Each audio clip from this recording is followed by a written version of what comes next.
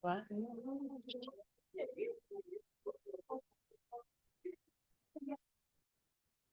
No, I don't like seeing my.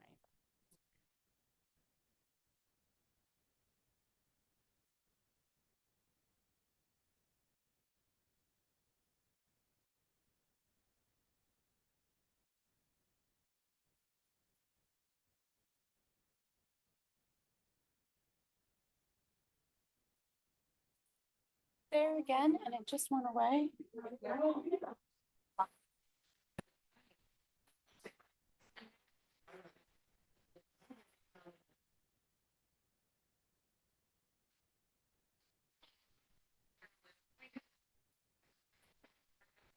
So are you looking for, I guess, a home at some point somewhere?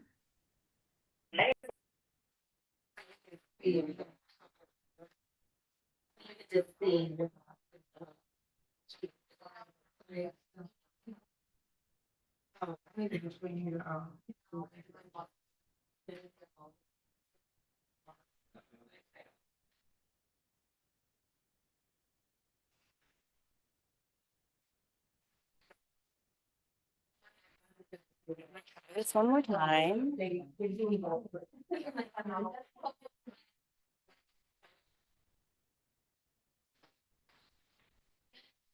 And then I'll even though so. All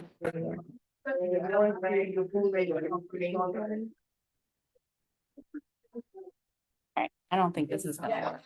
We're just not gonna worry about this today. I don't feel like dealing with it.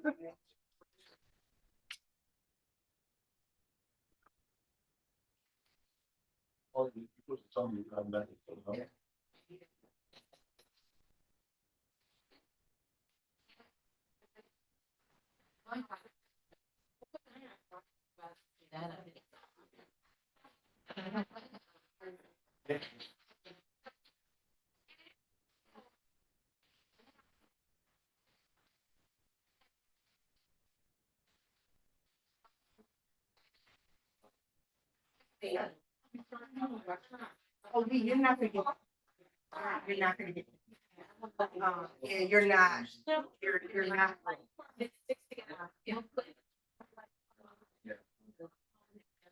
No. You're fine. I'm coming in. I'm fine.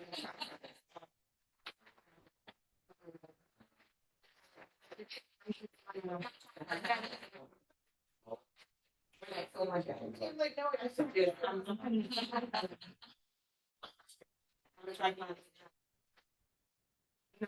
No.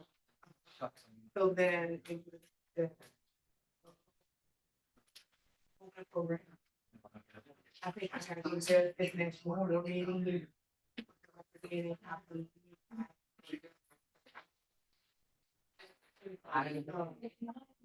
Program is there.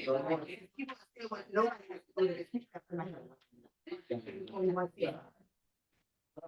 And then we have the first.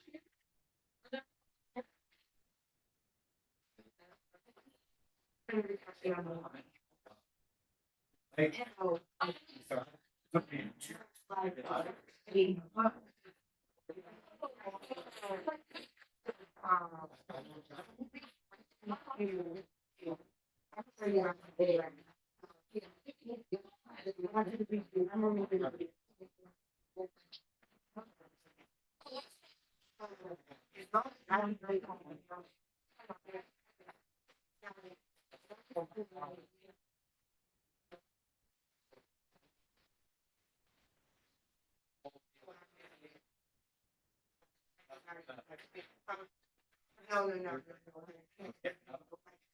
That's it.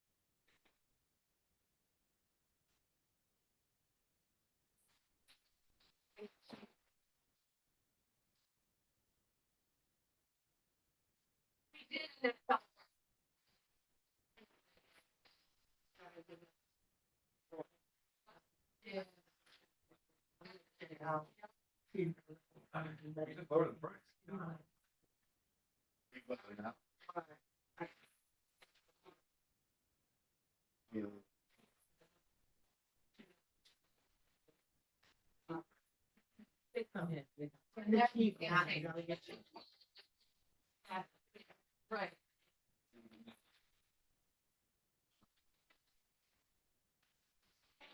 You're not gonna no, no, you'll have enough. And then you go.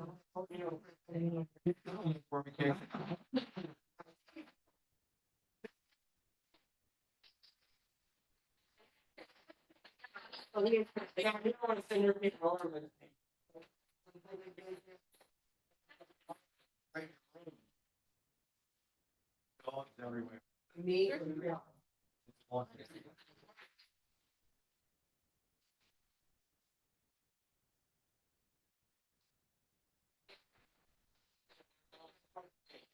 Oh my.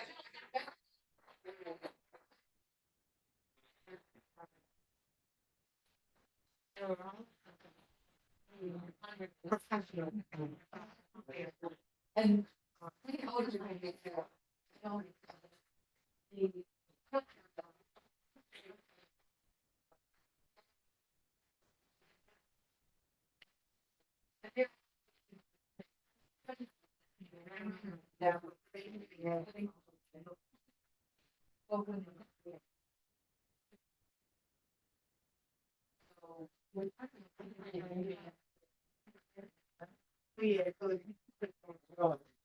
I'm ready, I'm ready. Yes, Mike.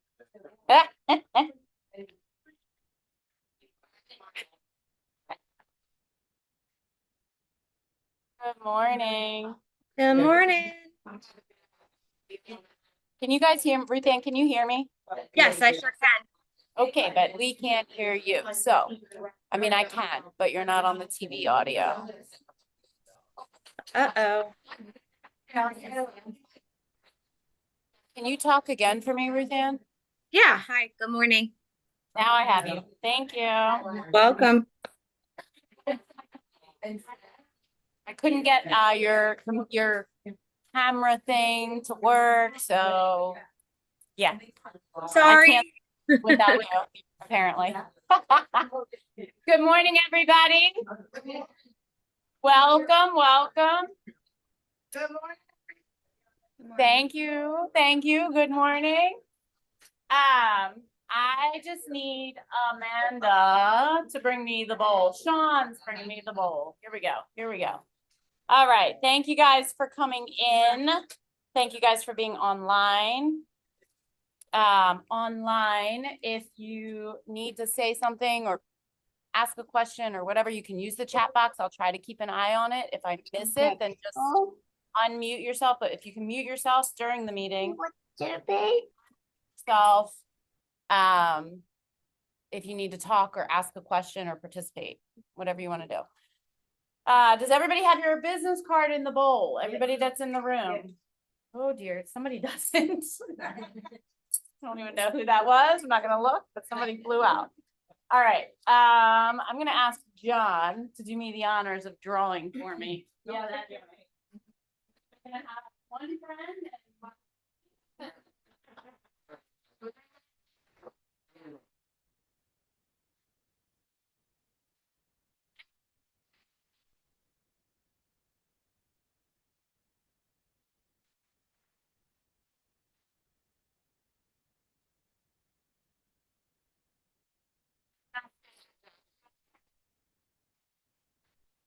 Okay, so congratulations, Josh Wenger, on your cash winnings. And then we do have some new agents that joined us. So I do want to welcome our new agents. I don't think any of them are here today, but we'll fix that. We'll fix that kind of quickly.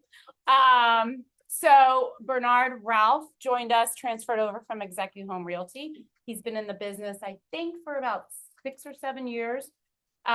Stephen White. Some of you may know Steve White from Trevor, you know Steve White. Steve joined us. He's been a commercial broker down in Florida for several years now. He actually went to school and graduated with Trevor from Salisbury. And now he has joined us. He's moved up here to Maryland. So now he is Maryland licensed in commercial real estate. So he is kind of heading up our commercial division. He is very experienced in commercial real estate. So we're really excited to have that within the brokerage now. So if you do have a commercial referral, for those of you that don't know this already, if you don't have education and experience in commercial real estate, we do require you to refer that out to an experienced commercial broker. So Stephen White is that person in our own brokerage. So super excited about that. He's done pretty much a little bit of everything. He came from what, Miami area down there? You know, right? Fort Lauderdale. Well, he's from Maryland. His dad is, some of you may know Brian White, who's his dad, who we do a lot of business with. He's an investor, real estate investor. And he owns Creative Print Group in Arbutus. So Stephen grew up here in the Catonsville area. I don't know why he moved back. Do you know why he moved back? I don't know, but he did. So we have him now. So we're super excited about that. And then Shayla Honeyblue. Honeyblue, am I saying that right? Yes. Okay. Shayla transferred in and joined us from Keller Williams. She's also been licensed for about 6 years, I think, 5 or 6 years. She was at a Keller Williams office down in Alexandria, licensed in Maryland and DC. So Shayla joined us. She is bringing with her a few other agents also that are joining us from that office. Shayla and her colleagues were introduced to us by Cassie Dorsey.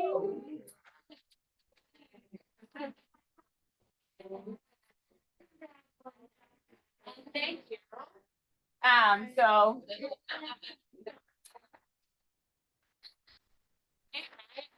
yeah, congratulations. Yeah, so Shayla is the first of 3 agents that Cassie introduced that came in that are going to be joining us. So she has 2 other colleagues, possibly a 3rd colleague from that Keller Williams office.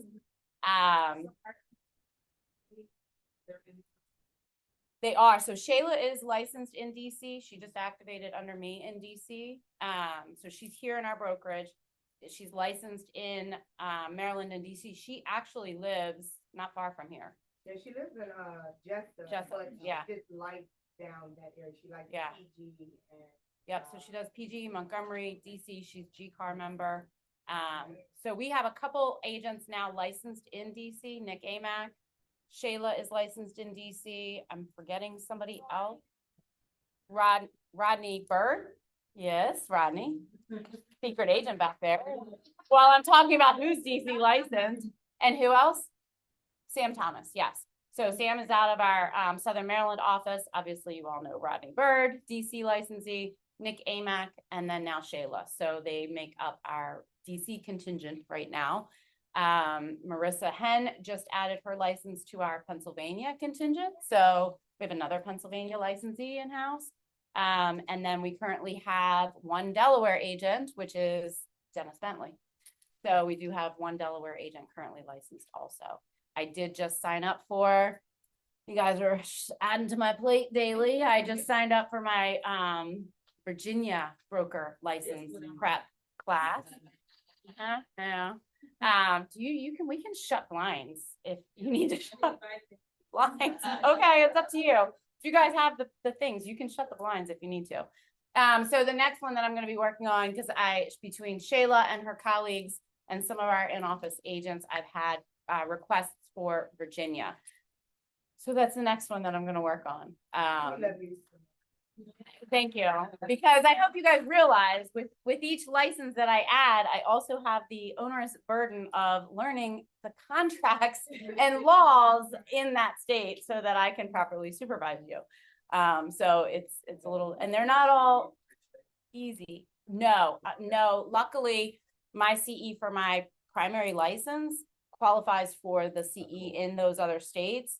So, and PA, my PA agents, if you're PA licensed, we are renewing right now. I have renewed already, which means that each of you now can renew.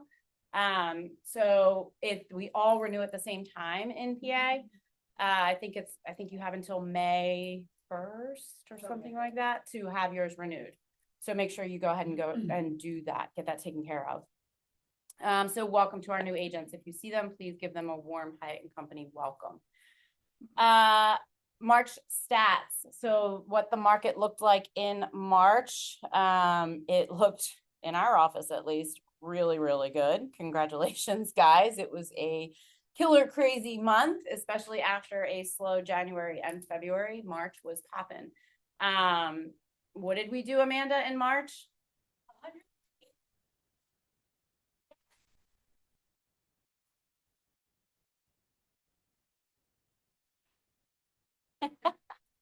$121. That could be listings going active, contracts, closings, all of those things. So congratulations, guys. It was an awesome month. 121 pieces of new business in March. In the Mid-Atlantic region, so this is our primary market, I usually go out to about just past Hagerstown, over to just over the Bay Bridge, down to our Southern Maryland office and up to the PA line when I pull this. So the areas in Maryland that we primarily service. Amanda, can you accept people? Thank you. Median days on the market dropped back down a little bit from 27 to 21 in the Mid-Atlantic region. And in average list to close price, that jumped up. So our average, which makes sense, right? If we have things that went under contract that closed out in March, probably they went on the market January, February after the holidays. So we're going to see that, right? Because of the snowstorms that we had, the crazy bitter cold, long winter that we had. So we jumped from 98 days on the market average list to close price. We jumped up to 107%. Those are, yeah, I just totally screwed that all up, didn't I? New properties going on the market, all that pent up energy. They listed and they closed 7.4% over their list price, which is awesome. So prices shot back up. Also, what happened in early March before we went to conflict, rates had dropped, right? Rates dropped for a teeny tiny little window and then they spiked back up again. So that rate drop got people off the fence, got more activity, and you saw multiple offers probably in bidding wars again. Average close price jumped up as well, clearly from 409,000 in February to 523,000 in March. Central PA, we went from 16 median days on the market down to 12. We increased from 98.5% average list to close price to 99.9%. And then our average close price increased from 310,000 to 323,000 in Central PA. And when I say Central PA, it's pretty tight area. It's the area that our agents primarily work also. So it's that Southern Central PA right over the Maryland line that I'm pulling. For our office in particular, this is the one that's interesting and kind of odd to me, but our stats went the opposite of the market stats. So I don't know exactly what happened there, what you guys felt, but our median days on the market went from 13 in February to 62 in March. It doesn't make sense. And I reran it like 3 times and I went back and made sure I had the right office code. I don't know what happened there. Our average list to close price went down also from 100% down to 97.7%, which makes sense with the median days on the market increasing, prices had to drop, right? So I don't know whether that was overpriced properties going on the market. I don't know what happened there. And then our average close price did jump up from 362,000 to 438,000 for March. So I'm sure April is going to look much different than March did. To jump into our top producers for the month, our top listing agent, this one was a huge jump from the past few months. In third place, we had a 2-way tie with 3 listings each that went active or were listed in the month of March. That was Ellie Stummel and Ruth Ann Strauss. Congratulations to both of you. And then in second place with 5 listings, which is impressive in and of itself, Bob Fry, congratulations, joining us from the Westminster office. And then in first place with 7 listings was J.C. Taylor Homes. Congratulations. Apparently, to get things moving. And I know Dennis is super stressed because he's trying to catch up to you as quickly as he can. Top closed sides. This is in the month of March. We had multiple agents, 4 agents, each with 3 closings in the month of March. So congratulations to each and every one of you. In second place with 4 closings in March, Saeed Mohebi. Congratulations. And then in first place with 8 sides was the Page Home Team. So congratulations for that. And just to clarify, the Page Home Team, when I say the Page Home Team, that is not all the agents on the Page Home Team. That is just Gillian. Gillian and Liz Marie. I'm sorry, Liz Marie, if you're online. That is just Gillian and Liz Marie. That is not like each of their agents. Ross's deals close under Ross's name. He gets his own credit for that. So when we say the Page Home Team, that is Gillian and Liz Marie's deals themselves. Yes, so that is incredibly impressive. 8 closed sides in March. For top closed sales volume in the month of March, in third place with 1.1 million, Mr. Bobby Bush. Congratulations. In second place with 2.2 million, Saeed Mohebi. And then in first place, this kind of aligns with the 8 closings, 2.25 million, the Page Home Team. So congratulations. E-Team top producers. So these are agents closing any office generated leads from our lead programs. Zillow buyer, Zillow seller, an HSA lead, an OpCity lead, any of those that we track them all. So in third place, we had with 1 listing, 2 closings, 1.5 million in sales volume as the tiebreaker, because we did have a couple people with 3 in the month, Saeed Mohebi. So congratulations, Saeed.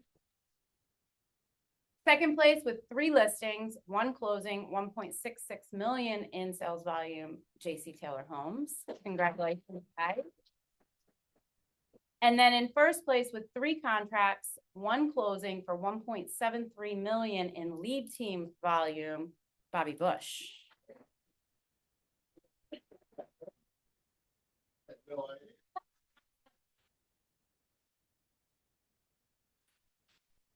Congratulations. And then we do have a rookie of the month. This individual closed 2 closings, 2 written contracts for 1.5 million in sales volume, and it's Miss Debbie Spivey.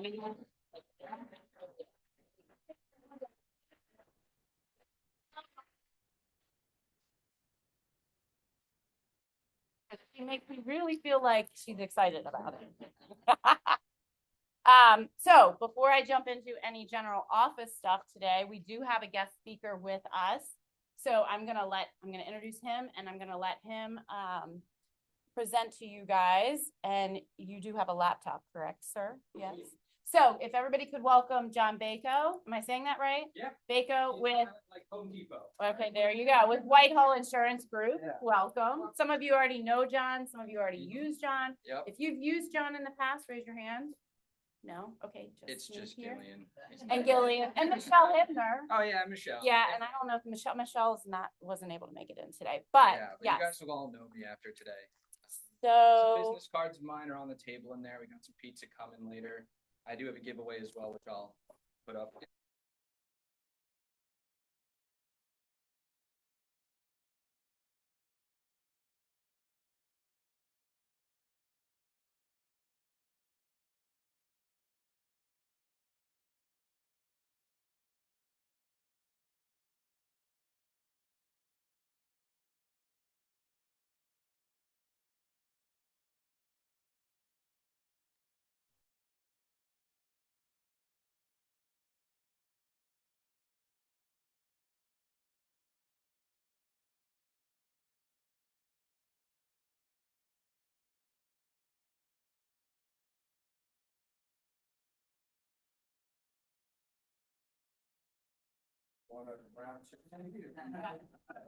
Bear with us online. She had shut her laptop to switch over to somebody else, but she's getting ready to get back in.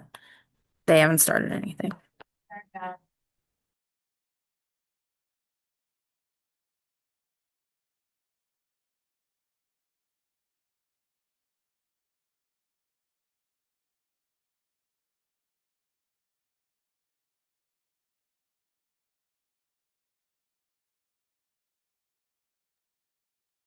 I'm an insurance nerd and I like to do these presentations specific to the audience I'm talking to. You guys are realtors. So this is a get to the point for realtors. I don't want this to seem like a continuing education class because let's be real, those are kind of boring. I want to go over what I feel is most important to you all so that in the event you do have trouble with insurance when you're closing deals, they don't go belly up. All right. And we'll jump right in. So who am I? All right, this is me. This is my life. I have a 4-month-old. His name is Clark. I have 2 cats, Indian Navy. My wife is Sadie. Smyrna Park, born and raised, and I went to Salisbury with a few gentlemen in here. All right. I am an avid golfer. I have a 22 handicap. All right, that's nothing special for people who golf out there. We like to have fun. If you ever want to golf, let me know. I'm more than happy to. All right, so I promise not to take up too much of your time with this. Really what I want to do is go through these 6 things that I feel are very important to realtors. I want this to be a discussion. If you have questions on any of this, if you have a situation that you recently came across when you were working on a deal and you don't know what happened and it was with insurance, raise your hand, ask, let's talk. I have so much stuff up here about insurance. I don't even know what to do with it sometimes. So please ask away. The first thing we're going to go over is a policy type. All right, you guys are very familiar with policy types, but it's important to know the differences when it comes to the type of purchase or the type of home that's being insured. So who here is in property management? All right, maybe a little bit right here and there. You work with clients, work with landlords. It's a different type of policy. All right, it's called a dwelling fire. It insures things a little bit differently than a normal homeowner policy. You have condos, all right, builder's risk, which have to do with renovations. Very different type of policy than a regular homeowner policy. And really, the beauty of these different types of policies is that not necessarily that you don't have coverage, it's that if something happens, there's no gray area. And the insurance carrier will cover a claim, which of course you never want to have a client that is not going to have a claim covered in the event there is one, right? And there's damage to their home. So very quickly, it's all one big puzzle. Homeowners policies cover the property, they cover your stuff, and they cover you. All right. Now, the puzzle when it comes to a dwelling fire is that it's a different type of occupancy. It's tenant occupied. So here's a question for you. Why does a tenant occupied policy not need to cover full personal property? Who can answer that? It's not mostly your property. The tenant is the one living in the home. It's their stuff. So they need to cover it, which takes us to a renter's policy. That covers their stuff. Now, a condo policy, who can explain walls in coverage to me? 806, the master insurance covers the exterior Right. of the condo, so you just need insurance for the in walls. Exactly. It's all about what you own. So if you have a condo, you don't own the exterior. The building does, but you own the interior. So if there's any damage, that's the type of policy you need to have that covered. Now, one thing I do want to bring to your all attention that we see a lot on the insurance side of things these days are townhouses that are listed as condos.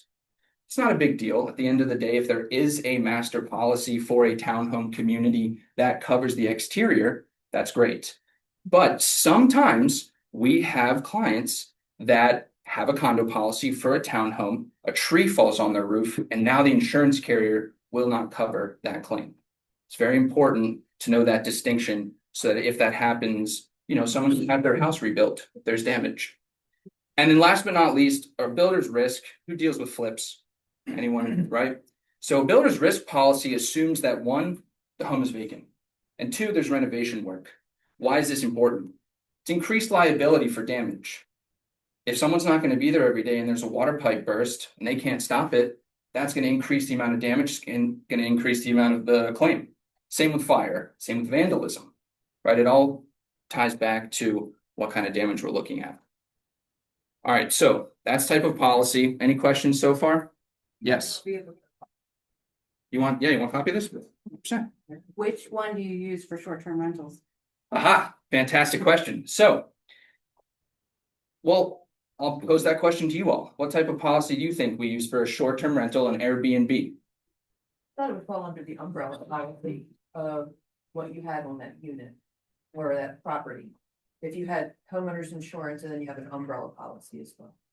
I love that. An umbrella policy has nothing to do with property coverage. It is an extension of liability coverage. I can definitely go over that more when we get to the additional coverages and endorsements slide at the end. Well, you need the landlord's policy is what I would call it. You need the landlord's policy, the dwelling fire, but you probably need some endorsements in addition to protection stuff. Exactly. So you're insuring the home, right? Yeah. And you're insuring your property at the same time because you're furnishing the home.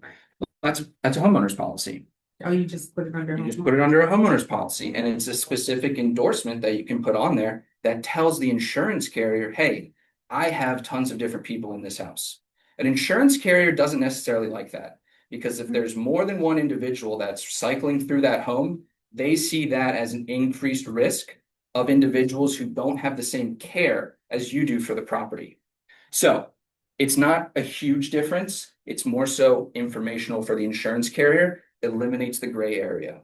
There's so much gray area these days when it comes to insurance because people aren't as educated as they could be.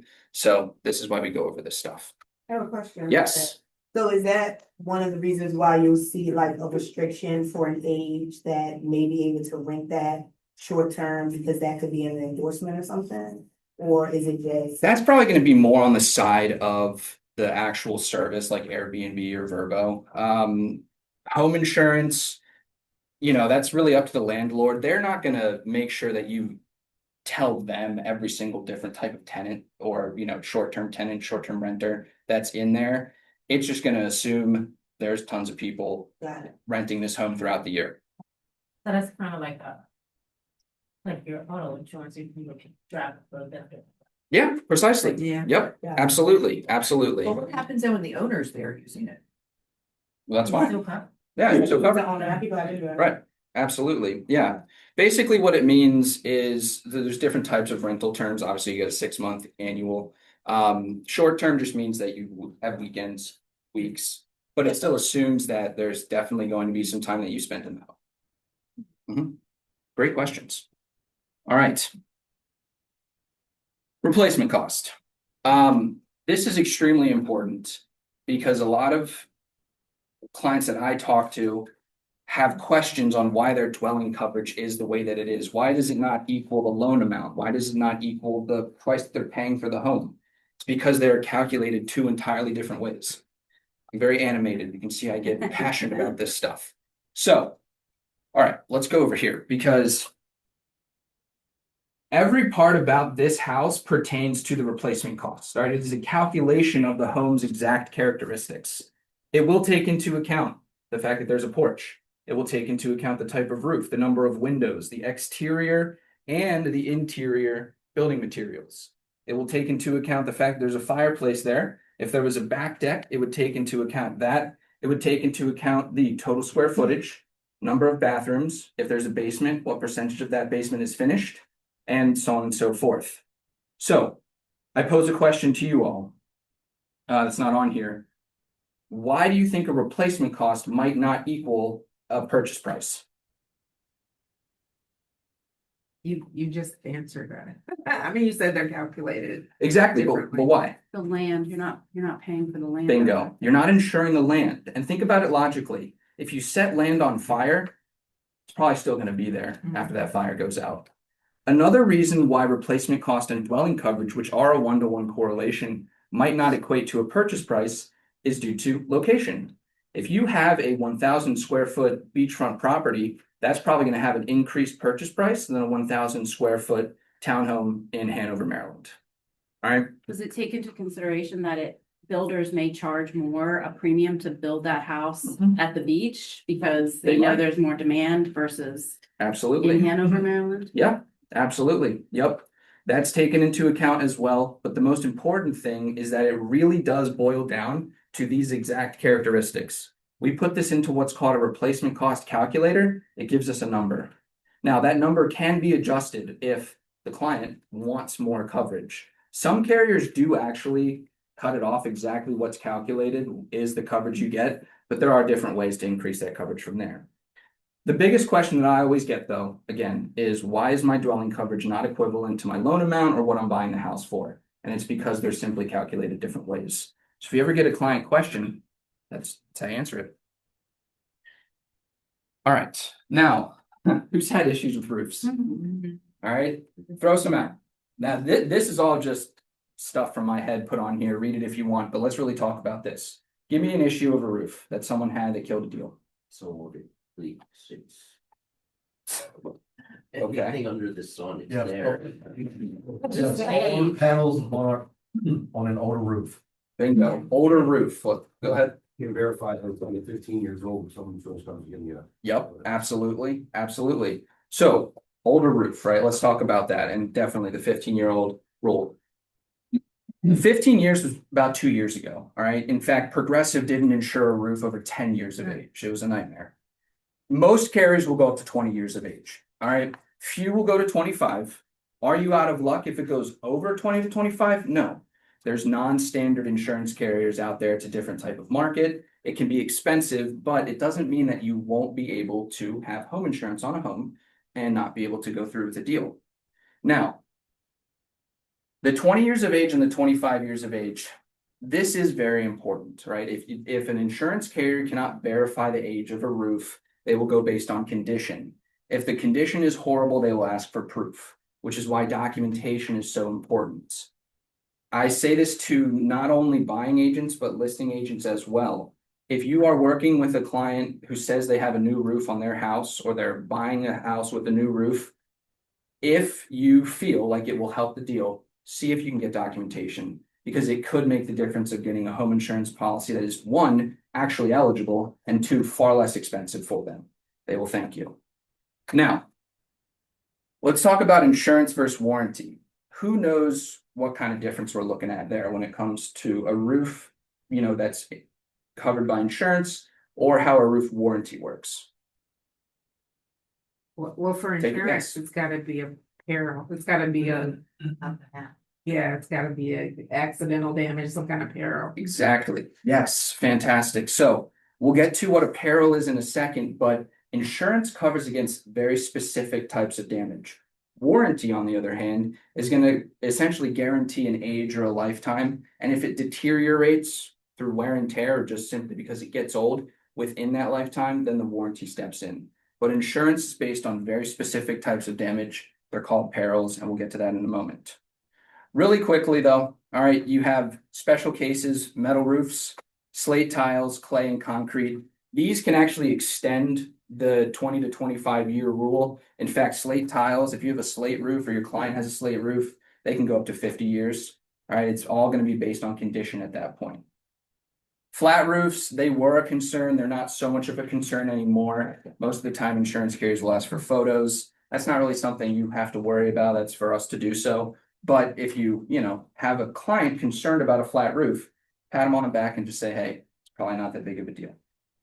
And then solar shingles, please stay away from solar shingles. They are a fire hazard. And we're not talking about solar panels. There apparently is a new shingle on the market where it's quite literally a solar panel shingle. Is that what Tesla ones? Yes. Yeah. Yeah. I think there's one in Ellicott City, right on Main Street, there's a house with a Tesla. Yeah, there's Yeah. a couple in Howard County. I've seen. Just be if you do have a house that you're listing or looking to negotiate a deal for a buyer and they have solar shingles, the more documentation you can have, the better, because the insurance carriers can ask for it.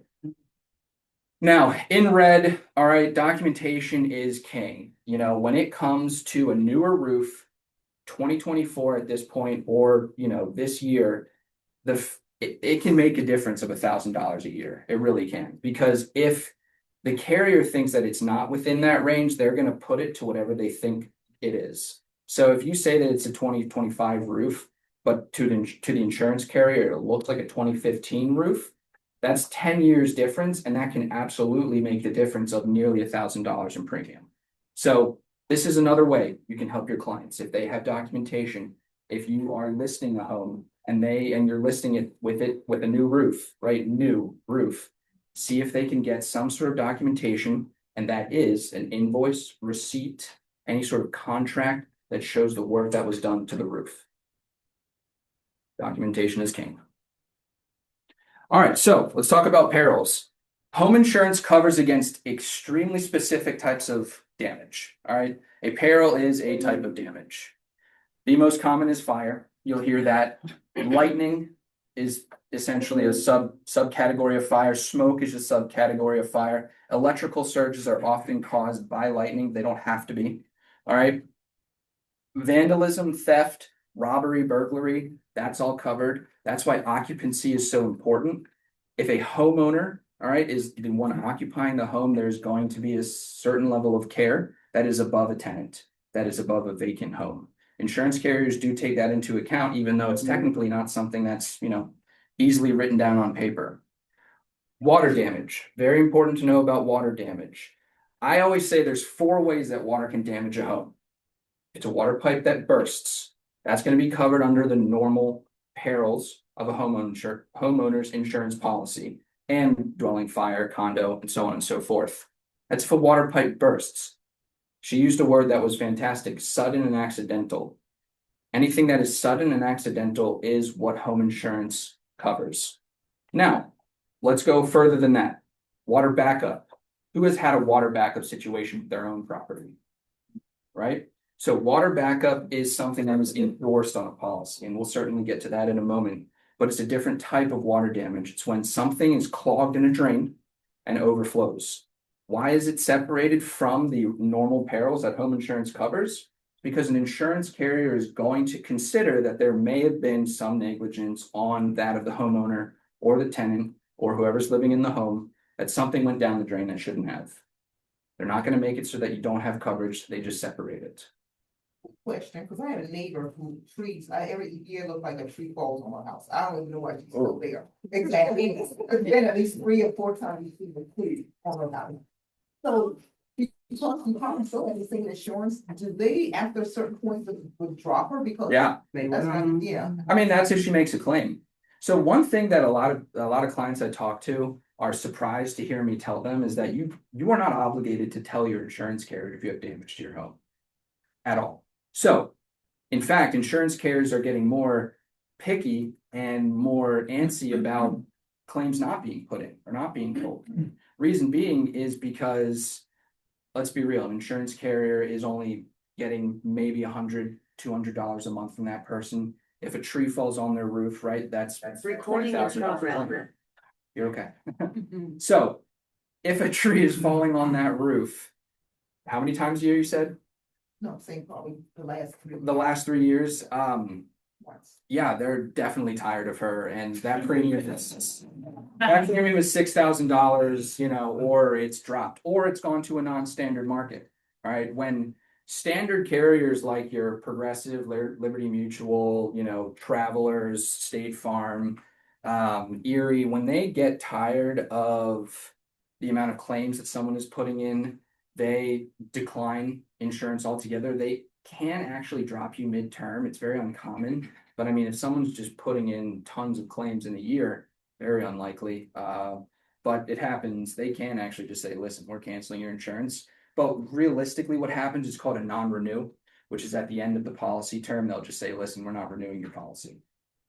When that happens, I actually do have to tell that to all the other insurance carriers, or else I get in trouble. So, I mean, and that's if a client tells me, right? At the end of the day, if they don't tell me, then it is what it is. But if that happens, right, insurance carriers don't want a homeowner that has been canceled by another insurance carrier. To them, that is a higher liability, a higher risk. So we go to the non-standard market. There's a bunch of carriers that basically are okay with increased levels of risk. You'll see that with coastal properties, right? Charleston, South Carolina is notorious for the non-standard insurance market because they just get peppered by storms. All right, same with Ocean City, Myrtle Beach, that kind of thing. Great question, though. Speaking of storms, wind, hail, and hurricane is probably, other than water, the most common type of claim we see these days. One, because people are not repairing their roofs when they should at all. And these storms that we're having, these weather events are catastrophic. They're going to come in, they're going to do $20,000, $30,000 worth of damage to a roof. The claim is going to go in. So those are the perils. All right, that's what's covered. What's excluded? All right. Yes. On the trees, I just ran into this with my client. They just bought the house and a tree across the street. Fell onto her car. And they're saying that the people across the street's insurance does not pay for her damage of her car. Or her fence, or her. Yeah. Was the tree overhanging any portion of their property? It was a huge tree and it had over the whole road. Right. There's gotta be liability. A homeowner is within their right to go completely up with their property boundaries. They can chop those overhanging tree branches, which is why if a tree falls on a roof, even though it is rooted in a neighboring parcel, if you will, it's still that homeowner's responsibility to have fixed. But that's why insurance covers it. And it fell, who pays for that? If it didn't hit the If it house was impeding for airspace. and it fell, onto her. if it's on her property, they pay for it. It's called debris removal and it's part of insurance as well. It's not necessarily a peril because it's not going to do too much damage to a property. If it's on your property, again, land isn't insured. So if the tree falls on your land, it's on top of your driveway and there's nothing damaged, then it's not necessarily damage to your home that needs to be claimed, but it can be debris removal. And yes, it becomes that homeowner's responsibility to get it off their own land. But not to pay for the cars or the fence. No. So- Well, not the other homeowners. It's the homeowner, if it's their car that if the tree falls on, that's It's the comprehensive neighbors, coverage. it fell on the neighbor's Are you saying Right. a neighbor's tree fell on her? car. So There has to be Neighbors. liability for the tree, so there had to be some liability. I have a claim background, 25 years. So there has to be some liability for the owner of the tree in order for them to be responsible for the damage to the car. Right. If they just had a tree that fell, there's no liability. Yeah. If the tree was rotten mhm. and they knew it and It wasn't. Yeah, if it was something like that, then there could be a liability on that owner. You're right. If there's some sort of negligence from the neighbor, then the homeowner whose property is damaged is well within their right to file a liability claim against the other neighbor. Now, liability, very important coverage. It's on every type of policy. It's on every type of auto policy, motorcycle, property, landlord, homeowner. And essentially what it means is if my home is damaged by the negligence or the fault of a non-household member, I can sue them. Now, when it comes to insurance, it's not a, courtroom lawsuit. It's just, hey, I want money from you. And that homeowner, pending they have a proper home insurance policy, are covered by liability. That liability would then pay for those damages. If there was nothing wrong with that tree, Wasn't. and lightning struck that tree and it fell and it damaged that car, then that's that vehicle owner's comprehensive coverage on their auto insurance. It's going to cover that. That happened to me. My tree fell into my neighbor's yard. Yeah. Dangerous But- neighbor. Yeah, you got a lot of trees. Like I said, I didn't have to deal with any of it because my tree was fine and everything. And so when the insurance came out, they paid for it, her insurance. Right. The Right. fence, her fence, the part of it broke Yeah. and it almost went to like part of her house. Yeah. I didn't have to do anything. At the end of the day, you can do that, right? You can subrogate. You can say, even though technically I could be the one responsible for this payment, I can still sue that homeowner, and their homeowner's insurance personal liability can pay for the damage done if the insurance carriers work it out. So that's So we got exactly a what good happened. neighbor, that's all we got. to Yeah, say. right. And if you have a bad neighbor, well, just go up the Okay. boundaries, cut down those trees. That's actually a huge concern nowadays when it comes to underwriting a policy, is there's tons of satellite tools that we can see that bird's eye view over properties. If there's overhanging trees, I've had carriers literally tell me, hey, you have to get that person to chop down those tree branches before we continue to insure them. Wow. Yep. I know, it's cutthroat, but seriously, it is. So, no, please, hey, guys, questions, discussion, let's do it, come on. Insurance can be so intricate, so, chaotic sometimes. But let's do quickly, what's not excluded, or what is excluded, what's not covered? Flood damage, all right? Flooding, I could go an entire presentation on flood alone. It's exterior water that infiltrates a property. Heavy rains, mud flow, mudslide, rising groundwater, tidal water. Everywhere is a flood zone. It's either low risk or high risk. I'm not going to get too much more into that because, again, I could talk for probably 2 hours on that. NFIP is the last thing. All right, this is a government regulated flood insurance type of policy. NFIP stands for National Flood Insurance Program. It's what you want to do. However, it's max level of coverage. If your client has a property in a flood zone, if you think it's in a flood zone and you need someone to take a look, give me a call. That's what I'm here for. I got one. Okay. Yeah. All right. Care to take class or? Later. I mean, if. Okay, so earthquake. Hopefully eastern, East Coast, we're not dealing with any earthquake here. Yeah, right? Yeah, is that real? Whatever. Close enough. And then, of course, wear and tear, deterioration due to age. All right. Warranty, appliances, homes, portions of homes. Warranty is for wear and tear and age. It guarantees a roof will last however many years. That doesn't mean it's going to protect you if a tree branch goes through it. All right. A roof can be brand new. And if a hurricane comes through and rips it up, warranty's not worried about that. They're guaranteeing that it's going to last a lifetime. All right. So claims. All right. Claims are more, let's be real, a pain in our butts than you think they are. And it is actually extremely easy to navigate that. What I want you to think about, especially since we're in a room full of realtors, okay? Subject versus risk. Subject means that it is the person either buying a house or owning the house, right? Let's talk about it in terms of a new purchase, because that's obviously what we're here for. Subject is the person buying the house. They're probably coming from another property. Risk is the actual property. And there are two different types of claims that can happen, all right? Subject, all right, that's me, I'm buying Tina's house, but I've made claims on my prior properties. Those will follow me. The risk property, that's Tina's house, maybe she's made a claim on that house, that will still show up.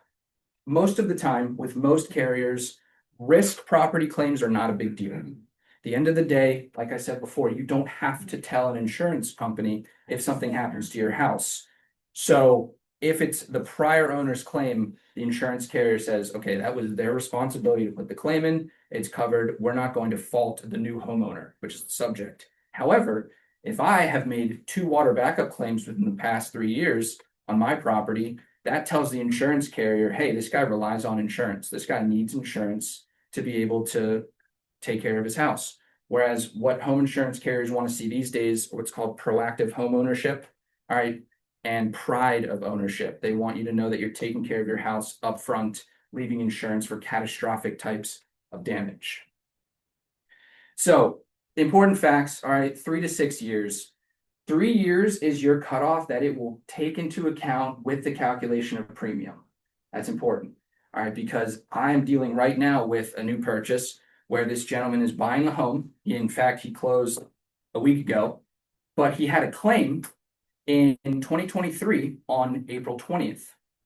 Now, because he could not move his closing date to April 22nd, he is paying $1,500 more in home insurance. So what do? Right? We write the policy. He closes on the 1st. We write a new policy on the 22nd. All right. He cancels that policy. He gets refunded. He moves to the 22nd. He now saves $1,500 in insurance. You can switch insurance whenever you want. It is a piece of cake. We facilitate that. It's very simple. Do you have to change them to a different carrier? Yep. Yeah, I mean, look at it this way, right? If I put them with, I won't use any names. If I put them with one carrier and then I write a new policy 20 days later and it's $1,500 less, that insurance carrier is going to say, what are we doing here? Yeah. So we just put them to a new carrier. Insurance does not necessarily follow a client like auto insurance does. Auto insurance, whole different story. Home insurance, very easy to switch. 6 years can still affect eligibility. All right. The biggest thing is if 2 or more claims in 3 years or less can cause instant ineligibility. If they see 2 claims in 3 years, they will say, no, thank you. All right. And then You go for, what if it's catastrophic and they couldn't help it, or is it the ones like you just said, it was backup water? still catastrophic. It's the ugly truth. I'll put it very plainly. Wow. You can You don't have care a, about the size of the claim. No. If it's something, it's just 2 claims. nope, yep. Let's talk about $0 claims, because these, you have a question? I do. Go for it. In a bundled situation, isn't home and auto distinguished as separate in the 2 out of 3? Yes, yeah. So let's say I get in an accident, that's not gonna show up on my home insurance clue report. All right, that's on an auto insurance clue report. This is only what happens with property. All right. $0 claims, very, very important. Easy to navigate, but very important. All right. If a $0 claim shows up for a risk property, what does that tell the insurance carrier? Might have been bogus. Might have been bogus. There's damage. There's damage. Bingo. And $0 means that nothing was paid out. So that tells the insurance carrier a few things. One, was that damage even repaired? Right? What level of damage was it? Right? If someone has a $1,000 claim, that tells the insurance carrier, hey, not a lot of damage. If they have a $20,000 claim, that's a lot of damage. A $0 claim tells them nothing. So they get antsy. You know, what's going on here? You know, they ask for details. So it's very important when there's a $0 claim, all right, that we get that information. Again, easy to navigate. Go ahead. I have a question. So even if somebody makes a call and Yep. somebody starts writing something and then they never call back, never follow up with it, that's because that happened to me. Yep. Like that's still gonna show as a Yep. $0. It's exactly what I was going to get into. So if you contact an insurance carrier, you do. If you contact an insurance carrier and you say, hey, I got some water damage, you know, maybe I need to file a claim, ? They're going to send someone out. Maybe that damage to the house is $2,000. Maybe their deductible is $2,500. Doesn't make sense to file a claim now. You're going to be paying more than the amount of damage. So you're going to say to the insurance carrier, no thanks, right? The insurance carrier is going to say no thanks too, but you're going to say no thanks. That's still going to go on your claims history, your clue report for 3 to 6 years. I know. It's all about just being educated, right? This is the kind of stuff that I want you guys to think about. If you have clients that are going through a headache. Call the agent, don't call the. Call the So- agent. Where do I come in as a broker? All right, so I work with 40 different carriers.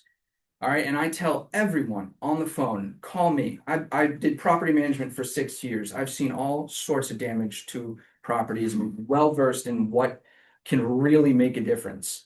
Call me because I don't have any allegiance to a single carrier. I have allegiance to my agency. And by design, I have allegiance to my clients. All right. So if they call me and they say, hey, John, my basement flooded, what do I do? First thing you tell your client to do, get a plumber, get some sort of individual licensed contractor that can tell them what level of damage they have. Why is that important?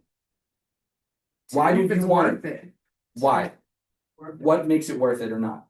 Whether it's the deductible or not. Just the deductible though. That's Like, true. it's That's like, true. think about, do you want your insurance rate to be going up for 3 years? Exactly. Mhm. But let's break it down to dollar amounts. If you have a $2,500 deductible, but the amount of damage to your home is $4,000, all right, what's going to happen there? You're going to pay $2,500. They're only going to pay $1,500, and now you're going to get stuck with that claim. All right. So if your deductible is $2,500, the damage to your home is $10,000. You're paying $2,500. They're paying $7,500. That, in my opinion, Yeah. based on the bottom line information, that's a claim worth putting in. So And it depends on the severity of like the flood, like how long was it there? Do you have to go in the wall? Do you have to remediate? Do you- Exactly. Blah, blah, blah, how much Mhm. labor and, you know, you have to Absolutely. put carpet up, new flooring. I mean, Exactly why it's important to get someone in there to look at what the dollar amount is. So in that last example, if you have 7,500, you have a $2,500 deductible, decide you want to pay it out, or Mhm. you want to file a claim. Mhm. Is there anything that, because I've asked agents, I've asked even claims adjusters, Mhm. how do you, like, if I'm teetering, like, all right, do I just pay it versus my policy going up? Like, is there a set rule or finite amount or percentage that by you filing a claim, your premium will go up X amount? Because no one can ever answer that question. No, and because it's not answerable, But there's not unfortunately, even like, a age. no, not really. I mean, it's all based on, what the carrier is gonna adjust it as. If they see 300 water claims come in a year, or 300 weather claims come in a year, and you have a weather claim, that tells them that there's more of an opportunity, the more likely chance that another weather claim is going to happen. They're going to now be paying more out, so they're going to increase your premium so they can start to build up that reserve. But like if somebody's been in their home for 20 years, never filed a claim, and then they got, a $10,000 claim they want to file, do they take into account, all right, for 20 years, I've been paying, $1,000 or Nope. $1,000 a Maybe 10 year. years ago, not anymore. So it just, It's the best bracket ever. yeah, it's listen, y'all, it's something. It's good to be educated, okay? All right. John, I just wanted to add that online, Brandon Bachman's online. He said you've helped 2 of his clients with this exact scenario. Yeah, recently. Yeah. Shout out Brandon. All right, so any more questions here? Because again, lots. Oh, and then this is one thing this is my motto. All right, y'all. There's always a solution. All right, I've helped people with 5 claims get insurance. Is it expensive? Yes. Do I formulate a game plan with them? Absolutely. There's always a solution, and there's always a way to come back from not knowing what you're doing when it comes to insurance. All right, there's always a solution. So let's go over just a little bit of this. I don't want to take up too much more of your time. Endorsements are coverages that extend outside of, the regular dwelling, other structures, personal property, loss of use. I figured I wouldn't bore you with all those. I'm more than happy to go through that. However, let's talk about the must-haves. Water backup, sump discharge. All right, like I was saying before, 4 ways water can damage your home. Water backup is one of them. Buried utility line coverage, also known as service line coverage. Who can tell me what this is? That's okay. All right, so when you have a parcel, all right, an amount of land, and the home sits in the middle, and there's 50 feet between the main road and that structure, there are utility lines that run underneath that property. Call them service lines. Could be water, could be gas. A lot of times we see electrical lines buried now. All right, if those break while within the boundaries of your land, it is your responsibility as the homeowner to have those repaired. It's an endorsement that's put on these policies. Go ahead. Yeah, when I first moved into my current home, I had a flood because there was roots under the ground that were all jacked up. Yep. And my insurance wouldn't cover. Right, you probably didn't have the endorsement. But it's funny, I got a letter from Baltimore County that they're now offering insurance when stuff like that happens. Yeah. Yeah, so I've never even knew that was existing because no, it's new. That's a smart idea. Homes are, listen, y'all, the years are coming and they don't stop coming. Homes are getting older. All right. These utility lines are not being replaced.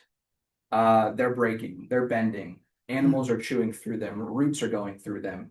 If a water backup happens and that clog extends itself all the way out to the water pipe under the driveway and then it breaks, that's no longer water backup. I mean, if it affects what's inside your house, it is. But if it breaks the utility line, that's now buried utility line coverage. It literally costs $4 a month to put on a policy. It's a piece of cake. I would recommend it to everyone. In fact, in the general agent sphere, if you're not putting this on your client's policies, you're a bad agent. So check them out. Yeah. All right. Extended dwelling coverage, really quick, okay? You have your dwelling coverage that's calculated on replacement cost. Let's call it 350,000. All right. Now, let's say you're a townhome and a whole row of 10 townhomes go up in flames, or a hurricane comes through and kills, excuse my vocabulary, breaks down, destroys those townhomes. Now, that 350,000 that you originally had is probably not going to be enough, because when the insurance carriers go around to all the home rebuilder contractors and say, listen, we got to rebuild these 10 townhomes, they're going to increase their labor. They're going to increase the cost of materials. And now all of a sudden that 350,000 really needs to be 450,000. This is a coverage, it's an endorsement that goes on your policy, and it covers you for a set percentage. It goes 25, 50, some carriers do 75, really uncommon. And then you can have what's called guaranteed replacement cost, which is a 100% addition. And it is a stacked coverage. So if you have, 100,000 worth of dwelling coverage and you have a 50% extended dwelling, at the end of the day, should there be a catastrophic claim, you're covered at 150,000. Stacks on top. Loss assessment's important for condos. Who knows what a special assessment is? Right? So condo association needs a new roof. They decide if they don't have enough in reserves, they bill a whole double stack worth of condo dues on all the homeowners in a condo association. Not a lot of people might have that additional money. A loss assessment is what you can use on a home insurance policy to pay that. Doesn't just go to condos. You can put it on a homeowner's policy as well. Very important. Not really a lot of people go over it. Hey, what kind of traction is the deductible minimum going from 10 to 25 for condos? I know that was legislation. Deductible from 10 to 25,000. Master policy of a condo, making the homeowner, him or herself, responsible instead of for the first 10. Yeah. There's talk that it's being increased. To Absolutely. 25. What kind of traction is that getting? I can tell you firsthand, I managed condo associations in DC for a few years, and that was back in 2022. Every single condo association, we advised they'd increase their deductible to 25,000. You ask why? When a condo has damage to their unit that has now exceeded the master policy deductible, they can subrogate it to the master association. And that master association then can pay, now has to use their policy to pay for the damage to that condo. So if it's 10,000, that's $15,000 less that damage has to happen to a condo before the master association is now on the hook for it instead of a regular policy. That answer your question? Not exactly, but good enough. Well, so you asked in terms of traction, right? How common is that happening? Yeah. Is it getting any traction in terms of passing from a legislative standpoint? Really like I know it didn't come up. Oh, and last year. requiring it? Yeah. Not that I've heard of, to be completely honest with you. That's going to be more so the condo association's desire to protect themselves. I haven't even seen it on this year's legislative And docket. at the end of the day, I don't necessarily think it's going to happen quickly, because let's say something happens to the building. Let's say they have a storm that damages that building's roof. Now, the condo association themselves are out 25,000 instead of only 10,000. So it's sort of a double-edged sword. How much does the condo association want to self-insure for, right? Or how much, how privy are they going to be to being subrogated against by their condo owners? Special cases, we talked about Airbnbs, renovation. So renovation while occupied, DML, you guys do renovation loans? Right, so a renovation loan is where someone buys the house and then decides to renovate it. A little bit different from a builder's risk. Maybe they're occupying the property. It's an endorsement the same way an Airbnb endorsement is. And then other structures rented to third parties. I like to put this in here just in case you have a client that decides they're going to buy a property, but they're going to rent the garage, the apartment over garage to someone else. You want to help them navigate that. I have a question. Yes. And if you answered this earlier, I apologize, but you brought it up, but, so sometimes I have clients that they buy a property, and we're talking about their primary residence, so they're moving to a new house. Yes. Or maybe they're downsizing, I do a lot of that, so they're moving to a condo. Mhm. So they buy the condo and they move, then they put their house on the market, Mhm. which was their primary residence. Mhm. Now that house is empty. Mhm. They're not living there. Right. Should they call their insurance provider and change coverage since they're should. not living there? And what policy would they change? It's not tenant occupied, it's Yeah. empty. No. So what would they change? That's a it great to? question. All right. So it's a type of dwelling fire. It's just vacant. It's Okay, a so it vacant does fall policy. under that category. It does. Yes. At the end of the day, this is going to take care of anything not occupied by the owner. Okay, All right. Great question though, because you got to think to yourself, why should they switch to that? well, they Right. need to too, in case somebody breaks in, right? Exactly. There's a lot of things that There's can happen when it's there. There's that gray area, Flood. right? If someone's not living in the home and a pipe bursts, right? If a tree falls down in the forest, does it make a sound if no one's around to hear it? Same way with a home. If that pipe bursts and no one's around to stop it, number one, or two, mitigate, right, the amount of damage that it's going to do to an insurance carrier, that's increased risk. If they get a call for a claim and they go to inspect the damage and they come to a vacant house, that claims adjuster is going to say something. Absolutely, every single time. And that could cause the claim not being covered. Isn't there a specified length of time to where it could be null and void from the claim perspective, 90 days? So I think the best way to answer that question is you have a 30-day window. All right. Let's put it in terms of someone buying a new home. They have 30 days to move into that property before technically they should have a vacant policy. So if I buy a house and I buy it, April 1st, and I don't move in until May 15th, and something happens, gray area, right? Now, it doesn't mean insurance is just going to leave you high and dry. There's tons of cases where they will say, okay, that's understandable, right? We still will protect you. However, it's really up to that claims adjuster. Who has ever had an appraisal that's come in lower because the appraiser was having a bad day? Same way with the claims adjuster. They go out and they're like, man, these people aren't moving into their homes. We had one, Yikes. we had one where a client had moved out of their house and moved out of state. And they didn't notify their insurance company that they had vacated the house. The pipes burst. They also had not kept the utilities on. Like we had advised them, the pipes burst. The insurance company denied everything. The house was condemned. They lost the whole house. And I'm sorry to laugh, but the worst part is they'll still put a $0 claim on your claims list. See, they Now- can get tricky with rent backs. That's all Yep. right side. Now I have a question on the vacant part of that. Yeah. When we talked about the short-term rentals or Airbnbs, those sometimes often sit vacant. And that's okay, Okay. because you've notified the insurance company of what you're doing with that property. Right, remember, an owner occupied property is telling the insurance carrier that you, the guy who just bought that house, who just made that investment, is living in it, is taking care of it. All right, if you're not doing that, but you're getting essentially charged as such, and now something happens, they're gonna ask questions. So But if you, go ahead. So what's your professional advice on a rent back situation? Yeah, I have clients right now that are settling, they're running back for 2 months. yeah, Should they keep their current homeowner policy in place? absolutely. Okay. Yeah, well, in a way, right? You can, all right, let me put it this way. An insurance carrier, all right, if you're renting a property, you don't have ownership in the structure, so you don't need that coverage, all right? Non-owned occupancy. You don't need dwelling coverage because you don't own the dwelling. Well, you own all your stuff. You could get a renter's insurance policy, all right? However, that is much more about having a conversation with an underwriter.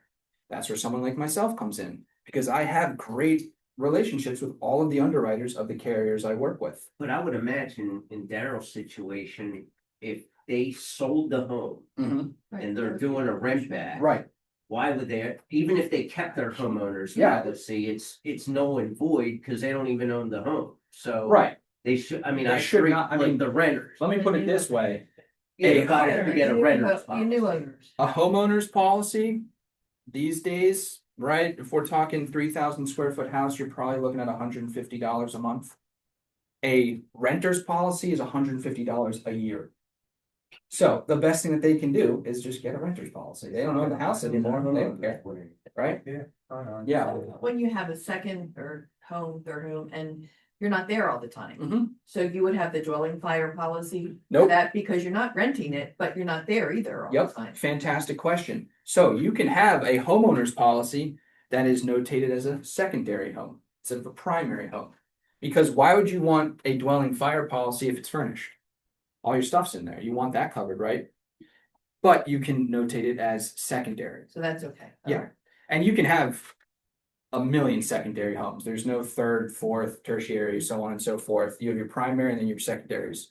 Can we go back to the rent back question? Sure. real quick? So the new owners of the home, then they have to have the tenant occupied policy for the 2 months and then switch over to the owner occupied policy once the rent back situation is done? No, as long as you have the conversation with the underwriter. So if you call me up and you say, I have Mr. and Mrs. Smith, they are buying this property on April 1st, they're gonna rent it back to the old owners for 2 months, and then they're gonna move in. I just tell that to my underwriter, they notate their file, we're good to go. Information to the insurance carrier is very important. The more that you can let them know about what you're doing, the less likely there is to be gray area in the event of a claim. So the new owners would have the owner occupied policy and just keep that. They would They start would. off and always have. There is nothing stopping them from doing a tenant occupied policy and then switching it to a homeowner's policy. Absolutely nothing stopping them from doing that, but you don't have to Okay. when you can have a conversation with the underwriter. Say, hey, But- they're renting it back. Wouldn't you have to have owner occupied in order to close? Because if you're buying it as your primary residence, would the lender allow you to have tenant occupied anyway when you're That's- going into Probably a not. rent back? Yeah. No, So you you have to can't have go the owner Yeah, occupied. if you're doing a rent back and It's- you're living there from there on after, it's a regular homeowner's. Yeah. policy. Yeah. Yeah, absolutely. So quick question, because you might have already said it. It's all right. So It's if right I'm back. moving in a house, I'm bought a multi-unit property. But I'm gonna be staying in one of the units. What type of insurance should I have? So you're I'm buying gonna it, rent out the other 3 units. I'm Right. gonna talk to him about, yeah, Okay, I yeah. already got it. Okay. Yeah, So you're saying you're moving into a house, but you're renting part of it. it's an Right. owner occupied property, that owner occupied Occupied. 4-unit property. Yes, so 4 unit, that's multifamily. It's simply a drop down on an insurance. We call it an application, but one of the pages where we have dwelling information pages. If you have a 4-unit occupied, let's call it, very common in Baltimore City, right? You get big townhomes. 4 units there. It doesn't mean that you can't live there if you've got other units occupied. You just have to notate it as a multifamily. If you have a duplex, it's called a duplex. But is the premium like doubled on those 4 units? It can, but let's go back to replacement cost. All right. Now, I realize I have left something out of here, which is extremely important. Kitchens. If you have a multi-unit property, you probably have more than one kitchen. If that home burns down, are you gonna want all those kitchens rebuilt as well? You are, so you're gonna need the coverage for it. They're thinking. So, It's a conversation. that answers your question. Well, I hope that answers your question. I need you to look at, yeah. We'll check. now, Um, was there ever a time where, like your property, your replacement, your house, and you paid for the replacement, or replacement cost, insurance to Mhm. cover that. Mhm. But because that house might have been built like years and years ago. right. And the insurance company telling you, no, we're not gonna replace that same house. Because if we were replace it would be so much more. Right. Would they, So age of home is taken into account, absolutely. And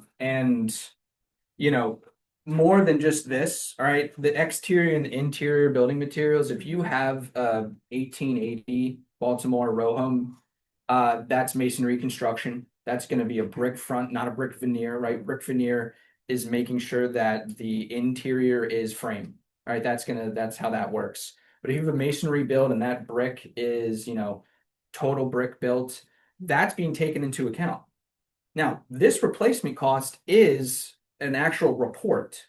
When we have a home closing, it's a document that the lender is going to require. But more so, it's what is being given to that insurance company. So that's why it's extremely important that you have an insurance individual who will do it accurately. Because if that home burns down and it is notated as frame built, but let's be real, an 1880 house is masonry built. It's just the way it is. They're not going to replace, or they're not, and it's frame built, that replacement cost is likely going to be 150,000 less.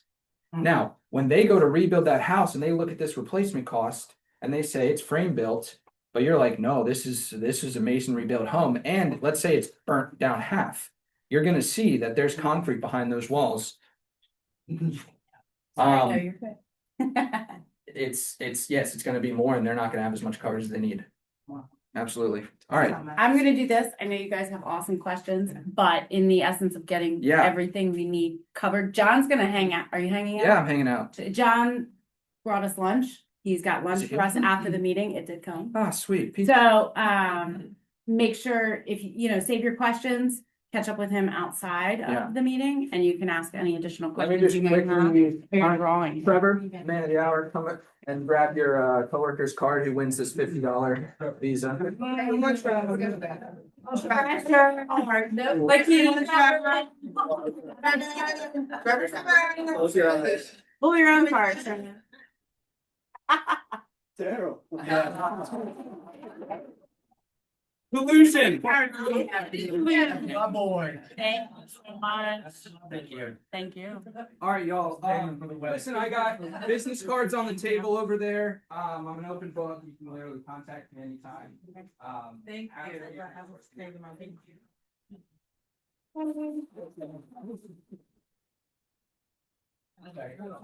All right, guys, sorry, bear with me.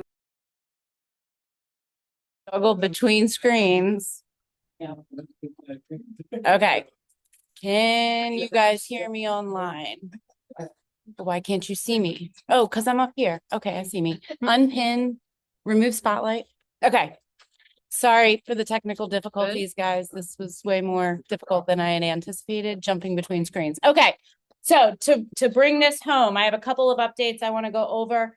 Keith, Alec, any quick lending updates you guys want to drop? Any bombs you want to drop, or exciting, like anything you want to remind everybody? I know we've been struggling with clients turning in paperwork, agents turning in paperwork. Well, the one big thing is, I don't know if anybody saw the news last night, there's a 2-week ceasefire. So the market as of 9 a.m. were on fire. The bond market was up 36 basis points, that's very good. I gotta check and see what the 10-year is doing, but the market started rebounding late yesterday afternoon. It had a halfway decent day Monday. So hopefully, look, the 10-year is still above 4.25. If that comes down to under 4, you're going to see a lot of big drops in rates. But today should be a big help. I just I gotta catch up on the news. But yeah, and besides that, just if you get an extension or anything going on, just make sure you get that addendum in, or anything pertaining to the deal. Just, not lock extensions, but if you're missing settlement date for whatever reason, just addendums for extensions. If you're increasing or decreasing seller credits, let us end title know, or let the lender end title know, because otherwise we're just, we don't know until we get it. And if you tell me but never send an addendum, I'm like, forget about it. So, but I mean, otherwise, the market, March was a good month. April settling looks pretty good. Awesome. Yeah, and prices are steady. So hopefully if this thing ends after the ceasefire, rates should hopefully be coming down. Thank you. Awesome. Alec, did you want to add to This that? doesn't have to do with like park drainage. I was gonna say, like, if anybody ever needs to get in touch with Keith and he's not like available right away, like, please feel free to reach out to me. I'll try to answer your questions as best I can. You know, just because he's one person, you know, his phone log is insane. You guys don't even see it. I'm here to Yeah. help too. I'm still learning, but you know, I can try to help as much as I can. If I don't have an answer, I can get back to you as quick as I can. Just because he's got a lot on his plate. Awesome. Thank you. Appreciate that. Good deal. Thanks, guys. Ruth Ann, anything special you want to update on? Are you good on lead team? Yeah, not a whole lot, just You know what? I can't hear reminding you. everybody that Can you ticket prices Wanna go for again? Unlock are gonna be coming up. They're gonna be getting Still higher. can't hear you, Ruth Ann. No? Now I got you. Now we got you. Okay, there I am. Yay. Just a reminder that everybody is invited to Unlock in Vegas this year.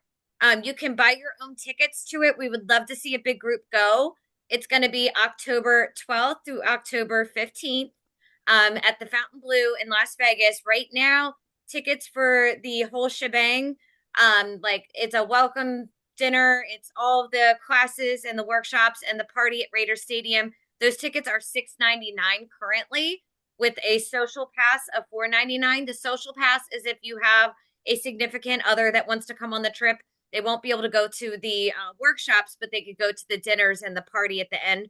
Those are $4.99 right now. All those prices are going up in 4 days. So if you guys have any interest in going on the trip, whether you're top 3 or not, please reach out to me and Jim ASAP, and we can help you get tickets to go on the trip because we think it'd be really great for anybody that's interested. Awesome. Thank you. Thank you. Appreciate that. And I can always help with that as well. So that's Zillow Unlock, but you do not necessarily have to be on the Zillow Flex team. Anybody can go. They opened it up to anybody this year. Hyatt Helpers, Habitat for Humanity build. You guys may have seen, I had Sean send out a survey through email and we put it in the Facebook group. We are working on putting together a corporate team for Harford County, Habitat for Humanity out of Harford County to participate in and help with a build. The requirement for that, it's up to 15 people on the team. The team has to raise a minimum of $2,500 to put in a team. And then we get a build day where we're on site building. So if you're interested in that, please let Sean or myself know. I would love to do this.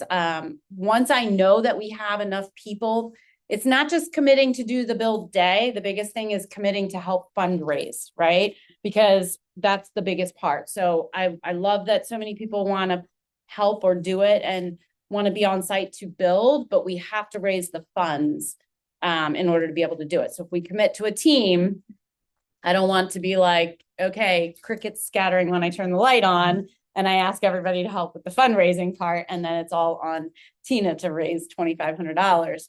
So I would love to do this. I think for the team, $2,500 team total. So if it's divided by, between 10, 12, 15 people, it becomes an easy lift, right?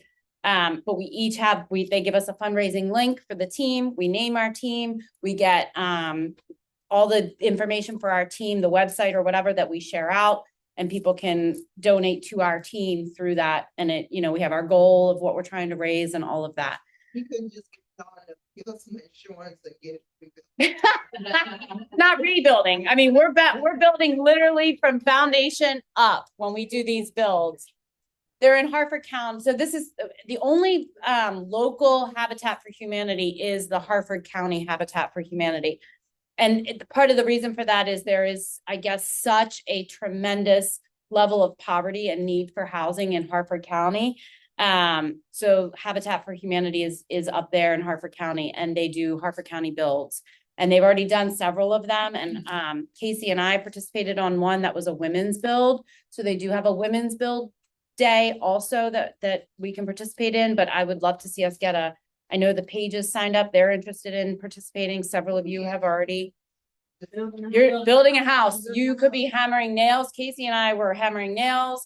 We built a front porch. We laid footers. It's manual. Now, there was some standing around too and twiddling our thumbs because there wasn't necessarily every moment of that day, something for everybody that was on site to be doing. But they give you lunch, so you're there you get 1 day on site where you're building.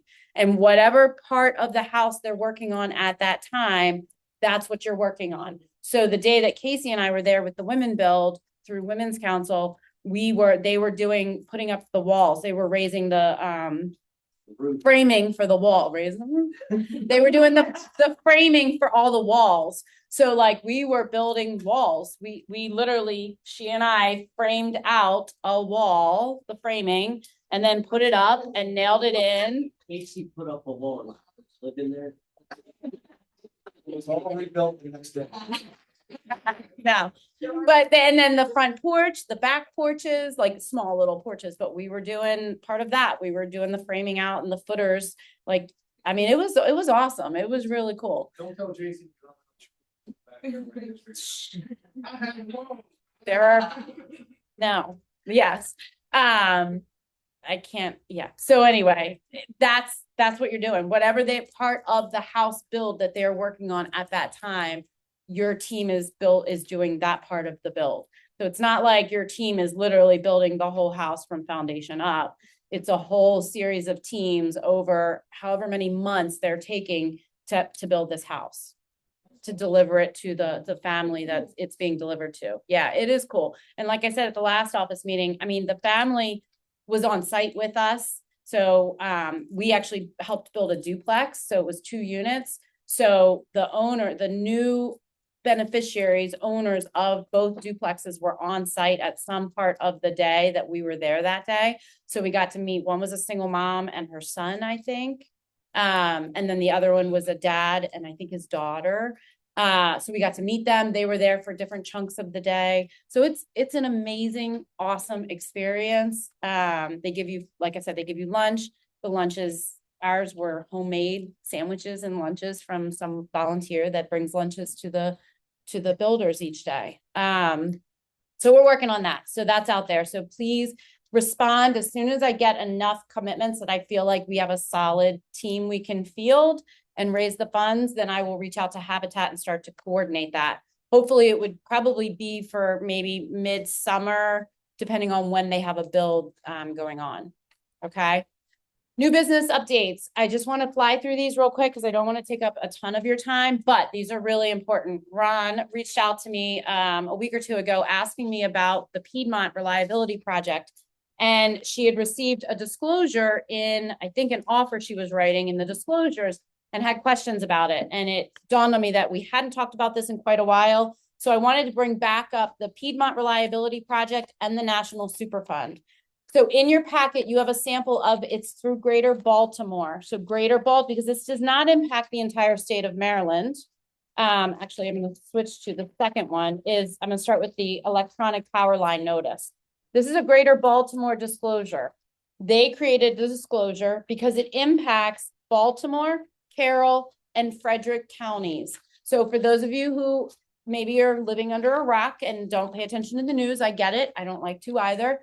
This is a huge power line project that is proposed and sites are being agreed upon and established where these power lines are going to go all the way from up at the Maryland line in Harford County, no, Baltimore County, near the Harford line, down through Baltimore County, Carroll County, and Frederick County, this huge connecting power line.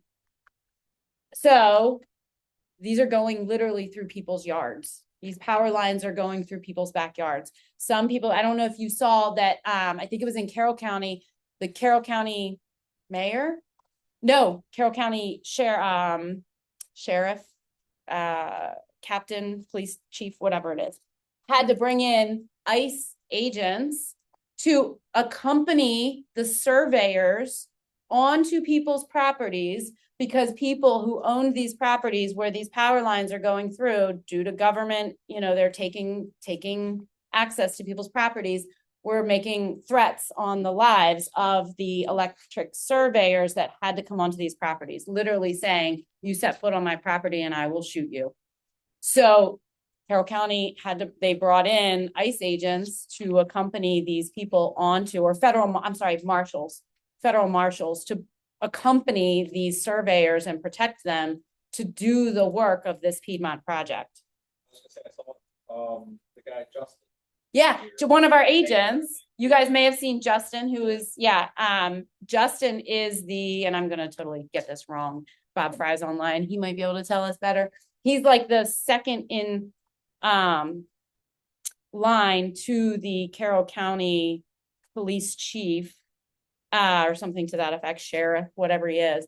So yeah, he was on the news. He was there talking about and helping accompany and protect these workers that had to go onto these properties. So yeah, that was kind of cool to see one of our own agents. He's the under sheriff, it's called. Thank you, Lord. Thank you. Thanks, Bob, the under sheriff. So this is a huge deal. So why is this important to you guys? Because you guys might be selling these properties where they could be impacted by this power line. So this disclosure, I recommend if you're selling a property in Baltimore, Carroll, or Frederick County, that you use this disclosure from GBVR in your packets, in your listing packets. I would even, if it's not in your listing packet and you're selling a property in one of these counties, I would probably add it and have your buyer sign it anyway, acknowledging, because it could impact. And there is a website where you can go. It's not super helpful. Ron was like, it doesn't show me any. Yeah, like I went here and it doesn't show me where it's actually going. They're still working on it. I don't know that it's actually been fully approved where it's going to go. Yeah.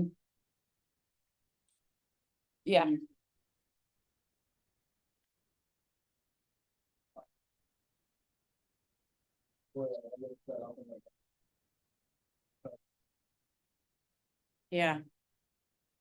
Well, thank you.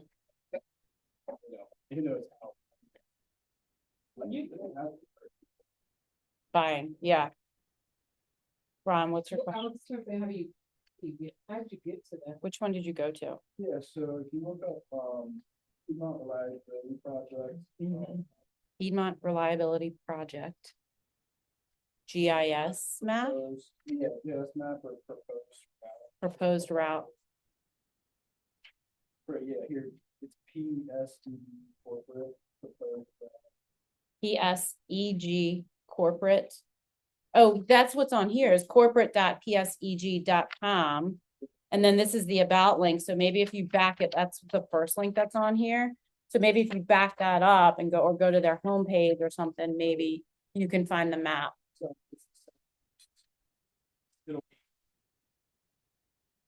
Oh, okay. So it's experience. The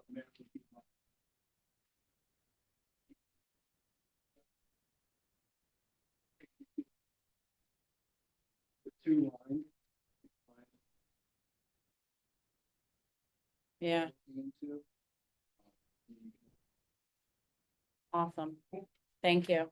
So it is online. You can look up the proposed GIS maps of where these lines are proposed to go. But it's really important, guys, because the worst thing to happen is you sell a house or you list a house and you don't disclose that it isn't a proposed line, and then they find out afterwards, and it could be failure to disclose a material fact that you should have known, right? So it's really important, and it's a really hot item, and it's all over the news. So I just want you to be aware, because you probably are going to have clients asking you questions about it because they're seeing it on the news. So they're going to want to know if they're shopping in any of those counties. The next one I wanted to go over as a reminder is this National Superfunds priority list. So the National Superfund priority list, and there's a guide in the packet. So Amanda will email this out to everybody online, or Sean. But there is a guide that I put in here from Maryland Realtors for you that talks about the Superfund and what it is and why we're required to disclose it. But this is a required disclosure if the property that you're listing is located within 1 mile of a National Superfund priority site. What is that? It's a contamination cleanup site that the federal government has decided this is an issue. This is a contamination issue. We need to get this cleaned up. And now it's a Superfund and it's on the national priorities list. So it's an active contamination cleanup site. So if you think about it, this can impact things like well water, right? Ground contamination, if they're growing gardens or they have livestock or chickens or anything like that. It's really important that this be disclosed to them, that they know that it's within 1 mile of a National Superfund cleanup site. It is by law, realtors are required to disclose it since October of 2024 if the property is located within 1 mile of a National Superfund. So when you scan this QR code, it takes you to this map where you can look up, you can put in the address and you can look up and see if the address, the property that you're listing is within 1 mile of a Superfund. Make sense? An active cleanup Superfund. Yeah. And it tells you it has to be it has to be a National Priorities List Superfund site, that NPL Superfund site. When you go to this map, there's going to be all sorts of different little symbols, and each one has a different meaning of what it is. Not all of them are NPL Superfund sites. You only are required by law to disclose what's on this addendum, the National Priorities List Superfund sites. That's what's required to go on here. Okay. Questions on either two of those? Because they're really important and they will impact some of your sales. Like Trevor said, he's already had clients back out of looking at properties because it was on the Piedmont proposed line. Okay, good. So moving right along. Back up here to my notes. Legislative updates. I did include in here, I'm not going to go through all of them, but I did include in here for you those realtor connected, related, somehow important to us bills that made it through crossover day. So crossover day, March 23rd, it's the date when House bills should be approved by the House and Senate bills by the Senate in order to proceed to final passage in our legislative process, right? So these bills that are on this sheet are the ones that made it through or didn't make it through, and it tells you they didn't make it through. But these are the ones that are particularly important to realtors. So some of the ones that I wanted to point out, this first one, House Bill 1029 and Senate Bill 691 will allow now, which will have a new addendum in October, so watch for it, all contingencies in the contract to be eligible for the expedited EMD return law. So for those of you that know what this means, congratulations. Those that don't, come into classes more.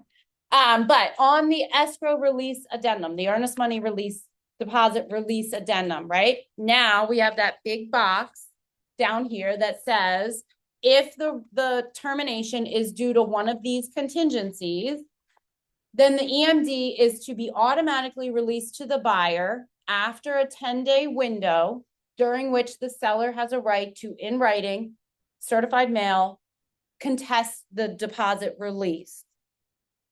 So that in that contingency window was not financing and was, I think property inspections were in there, but financing was one of the ones that was not in there, right? So a buyer could get turned down for financing, have a lender denial letter, and some of you have this in here and we have disputes going on right now. They got denied for financing, submitted their lender denial letter, terminated the contract, and the sellers denied the EMD release because they said, no, you lied to the lender, or you misled, or you didn't do your due diligence and get stuff to the lender in a timely manner, or all kinds of crazy stuff, right? Which they don't really have a right to do without proof, but there's nothing protecting the buyers.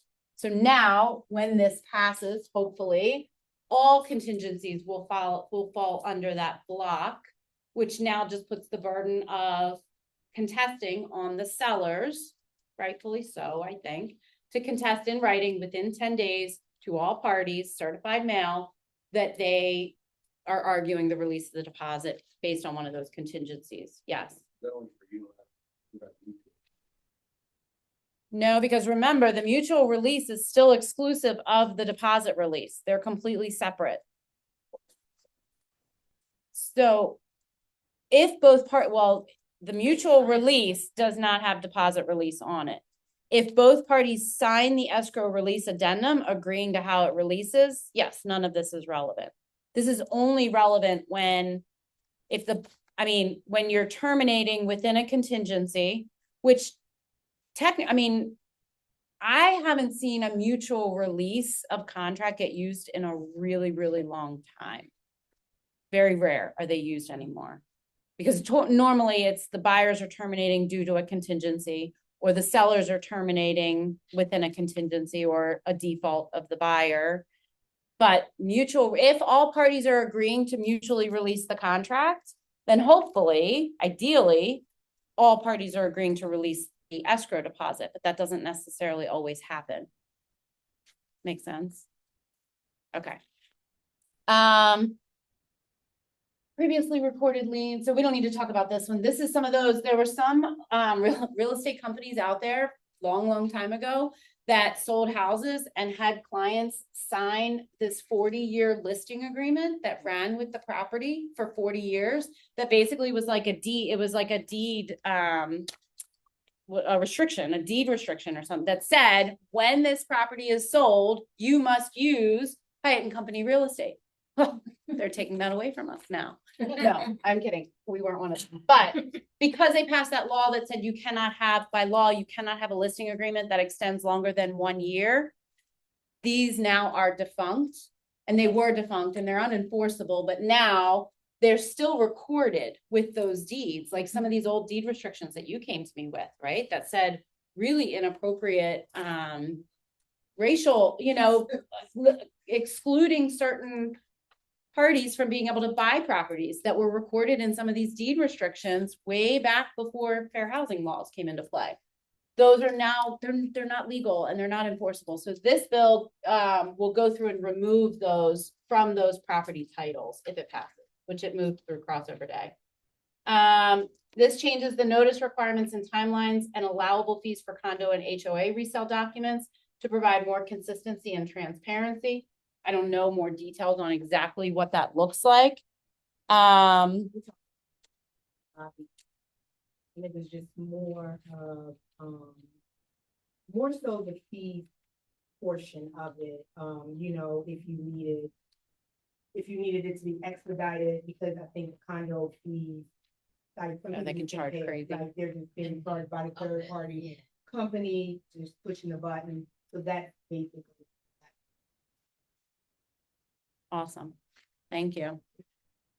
Streamlining permitting processes to reduce delays in housing development, guardrails on adequate public facility ordinances to prevent them from unnecessary restricting housing growth. So a lot of your zoning departments in the counties will say, well, we have these ordinances that say we're capped at housing density because of the public facilities and the strain on public facilities, schools, et cetera, in that county or in our area. So no, we can't allow any more housing growth. So the state is trying to put guardrails on what the counties can set those restrictions at so that they're not built to restrict housing growth.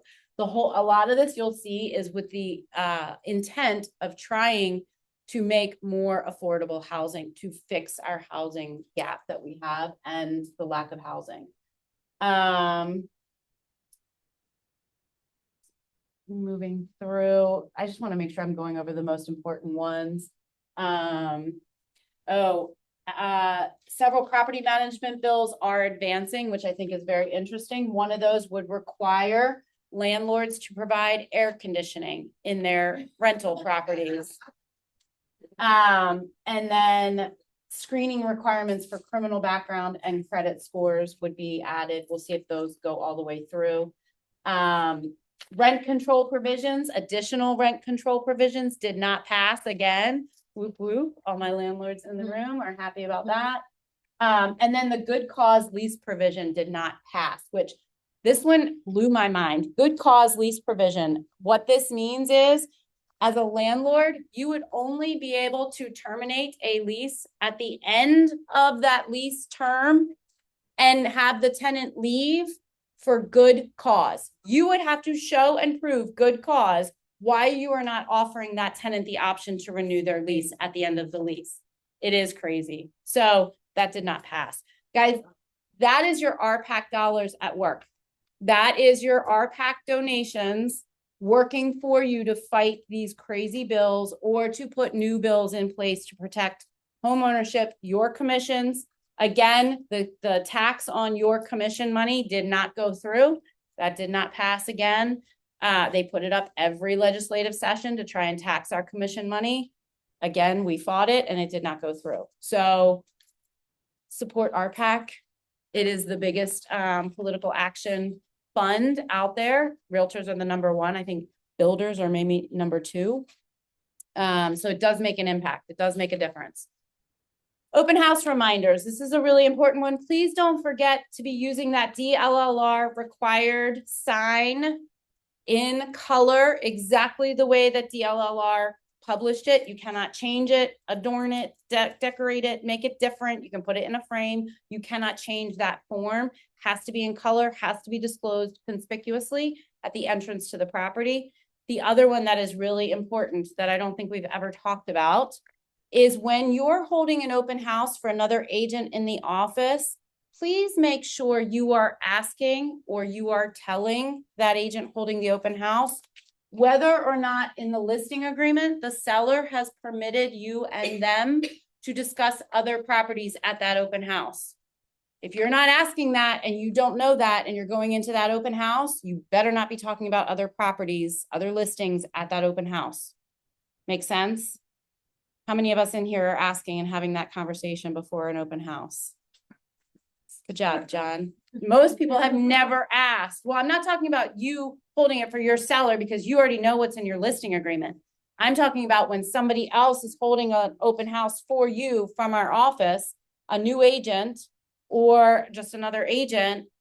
Are you telling them, hey, the seller has authorized you to talk about other properties, or the seller has not authorized you in the listing agreement to talk about other properties?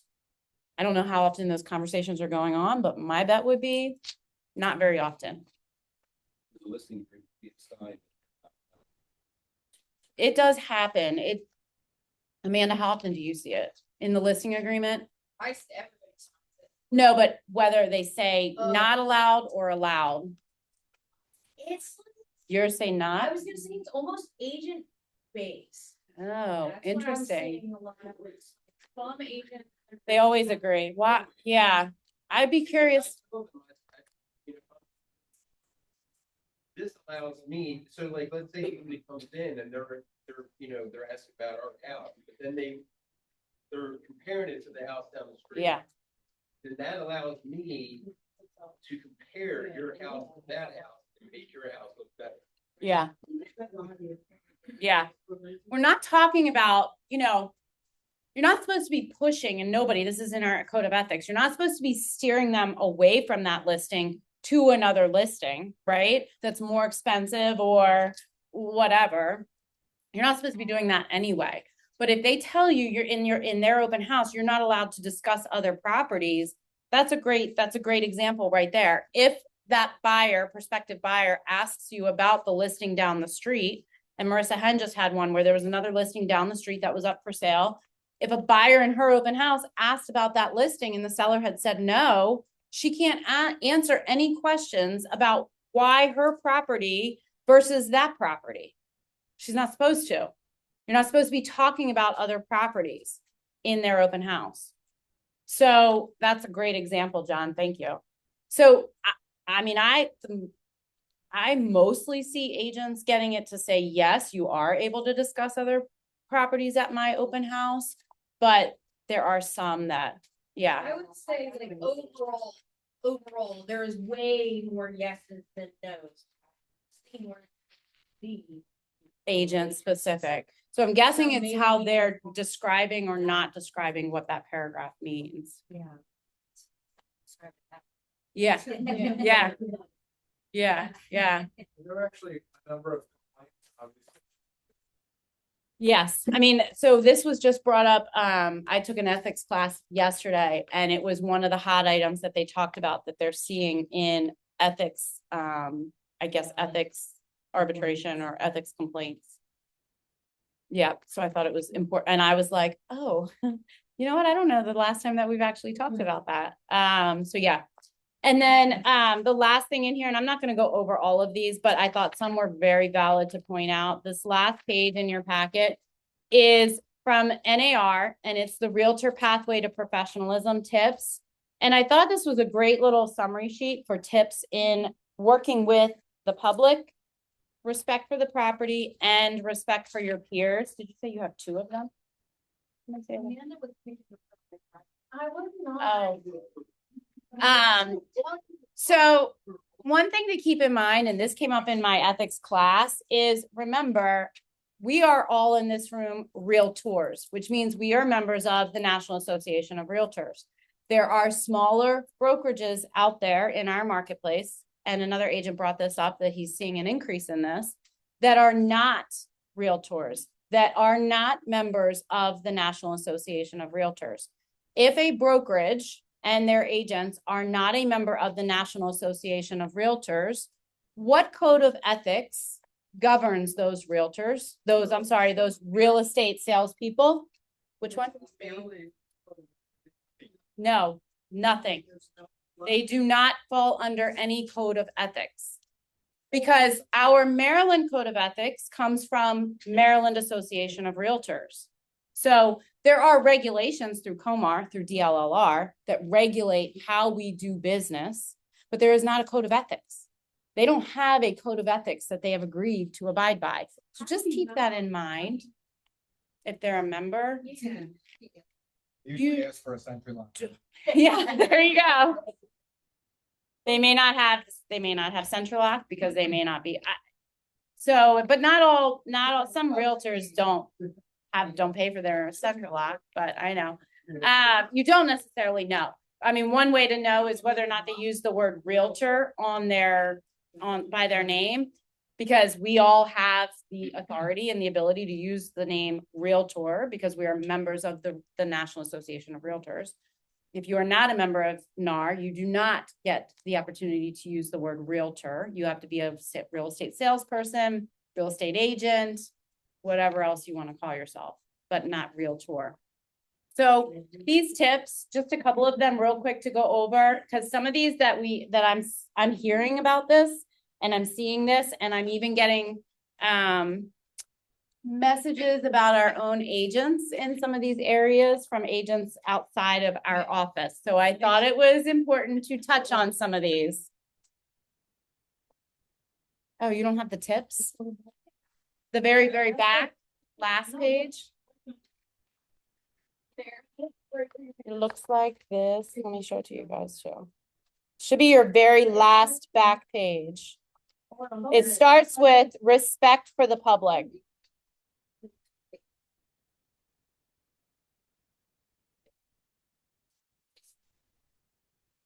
Back, but it's also in the middle. It looks like I might have printed. Oh, I see. No, that's probably my fault. That's probably my fault. I wanted to make sure you guys paid attention. I'll take it. I mean, I built it. So, okay. So, but some of the ones that I just wanted to touch on real fast, and I'm going to fly through these. And if you have questions, stop me. But respect for the public. Number 2, respond promptly to inquiries and requests for information. This is also under respect for peers. Number 1, respond to other real estate professionals' communications promptly and courteously. Guys, I have gotten calls from other agents and from clients about some members of our brokerage that are not responding to emails and phone calls, whether it's to clients or to other agents. This puts a bad name on not only you, but your colleagues and me and our company name. It taints us all, guys.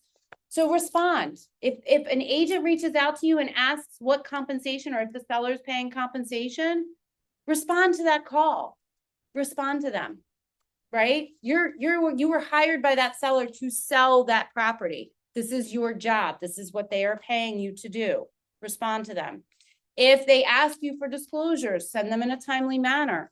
If you're negotiating and they're calling you with negotiations or questions, respond. Okay, that one is really important. And not only that, it's in our code of ethics. It is actually in our code of ethics. The fourth one down under public, communicate promptly if you are delayed or must cancel an appointment or showing. This is really important, guys. If you schedule a showing appointment and you're running late, or you're just not going to come, you drive up and the buyers decide they don't want to see the house, they're not interested anymore, and you're not going to go in, cancel that appointment. Okay? If you're going to be late for your appointment time, don't just assume you had an appointment and you can go anytime and I can be 10, 15, 20 minutes late.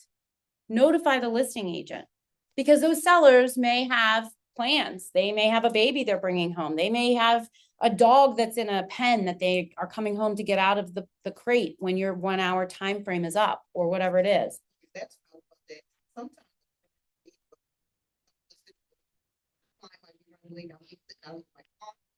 Within my slot, my timing, like 11 to 12. Yeah. then I will not call. So you are. No, that's fine. If, as long as you're within your window, if you booked 11 to 12 and you're gonna go, you can go in at 11:50 and spend 10 minutes in that property, but your window ends at 12, right? I'm talking about if you're gonna be in there at 12:05 is when you're going in. That's when you need to call and let the agent know and make sure that you can still go in the property at that time, because your window, your appointment ends at the end of your window. There's not like an automatic extension or I can just go in anytime I want within this general time frame, right? So be courteous, communicate that. You know, if you're Yeah. running early, you run early, get one, bump up, Bless you. communication. Right. Communication. Yes, yes. Never criticize property in the presence of the occupant. And guys, please assume, right? But here, you laugh about it, but here I'm going to give you an example. Whether there's anybody, a seller, a listing agent, or an occupant in that property or not, and you're walking around that property with your buyer, what do you need to assume? That you are always being recorded or listened to? So I would assume that every time I set foot on a property, in a front yard, backyard, inside, outside, whether it's a ring cam, Hunter's got trail cams probably all over his property. Whatever it is, assume that you are being watched and recorded. Even though by law, they are not supposed to be listening or recording you. I mean, every property almost that we go to has a ring cam, an Alexa, a Google thing, right? So just always assume that you're being listened I to. wonder how that proves out. I know, right? Yeah, I don't know. It wouldn't be admissible in court. What? Exactly. That's where more you're gonna see it is.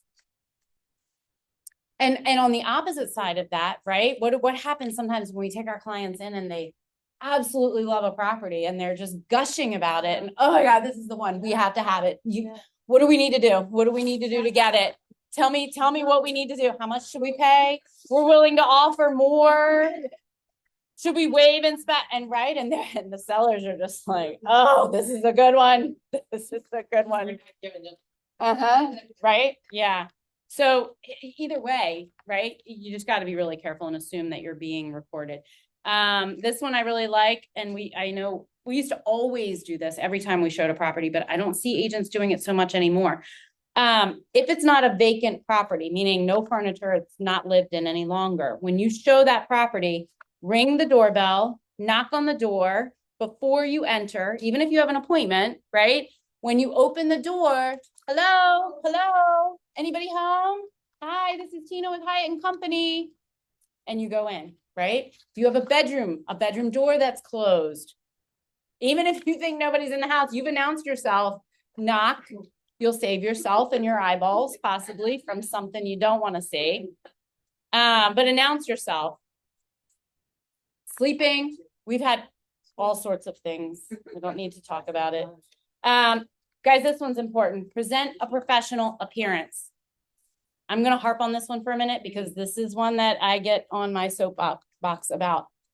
I've seen you guys on social media and I love it. I love it when you snap pictures of yourselves out showing homes or at a listing, going to a listing appointment or at a home inspection, whatever it is.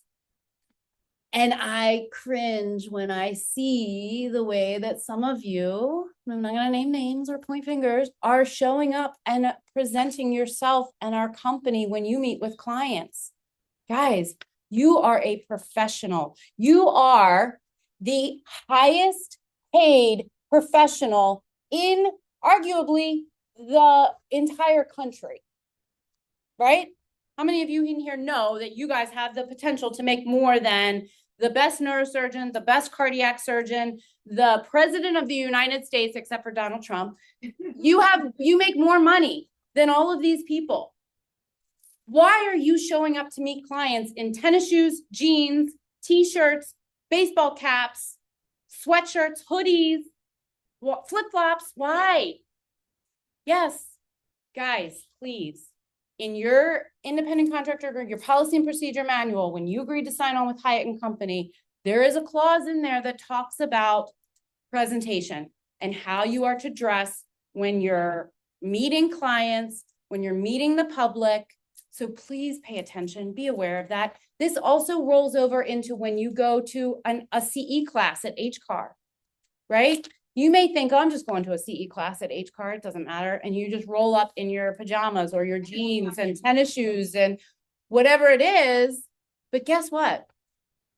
There's people in that room that you're going to be making offers to, that you're going to be negotiating with or against, that you're going to be going up against in a listing presentation. Do you think that they're taking note of the way that you show up in your business, even if it's just a CE class? Bet your asses they do. Because I've heard, right? Whether it's our agents or I'm taking note of other agents and other companies, I'm paying attention too. They're paying attention. And it will get used against you. I'm just saying. They will use that and go, I've seen how Keith Cooper shows up. That's the guy you want to list your, but that's the guy you want to hire to list your $1 million house. I bet he showed up to your listing appointment in jeans and some kind of loafers, right? Versus the guy that shows up or the woman that shows up dressed like a professional. That's all I'm going to say, but that's part of our code of ethics. Under respect for property on the right-hand side, leave the property as you found it.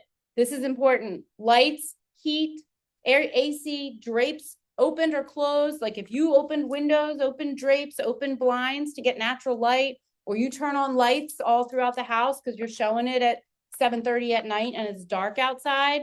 Remember how you found it, and how you found it is how you have to leave it. Doors locked, keys back in the lockbox. Right? Make sure you double check all of the doors. If something seems off in that property, note it to the listing agent, because here's what's going to happen. You're the last party in that property. So if somebody else, the next person reports it, guess who they're going to blame it on? You, the one that was in there before that didn't report it. Be considerate of the seller's property. Do not allow anyone to eat, drink, smoke, vape, I'm going to add that one, dispose of trash, use, this one's weird to me, but obviously because it's in here, somebody has done it, use the showers, bathing facilities, use the bathing facilities, sleeping facilities, bring their, thank you, Bobby, thank you, somebody had to. I just want to make sure I don't have chat. Oh, I do have chats online. I'm assuming the listing agent would be liable if that happened. What? I'm sorry, I missed you, Hamid. If you're hosting an open house for somebody and you go to talk about other properties. Yeah. It would be the listing agent that's liable and not. No, it is the listing agent, the agent holding the open house, and me, Tina Hyatt, the broker. We are all liable if that happens. Because remember, the listing agreement belongs to who? The broker. The agent signing it is my designated representative, but that listing agreement gives authority to all agents in the brokerage to market and share that property, hold an open house, etc. Right? So that listing agreement by that authority covers everybody and applies to everybody in the brokerage, including me. So hopefully that answered your question, Hamid. My rule of thumb is just to not talk about other properties. What about testing water pressure? Lots of clients like to test water pressure. We're talking about, I guess, we're talking about using the, yeah, I mean, yeah, you can run. We're talking about, yes, we're talking about not getting in the shower naked, Brandon. Testing the water pressure on the shower. That's what we're talking about. You can run the faucets, you can run the shower. Great, so we can all blame Tina. Yes, thank you, Hamid. But this is recorded, and so I will share where I told you what you were supposed to be doing. Yeah, that's right. Yes.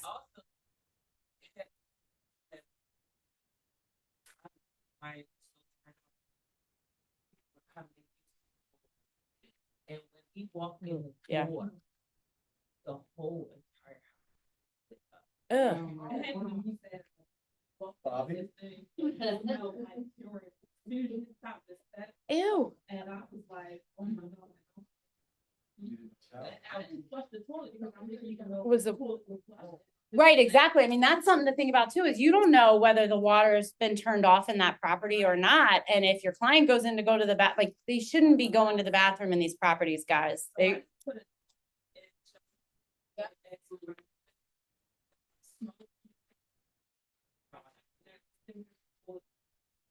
oh, that is terrible. Yeah. Right. Yeah, exactly.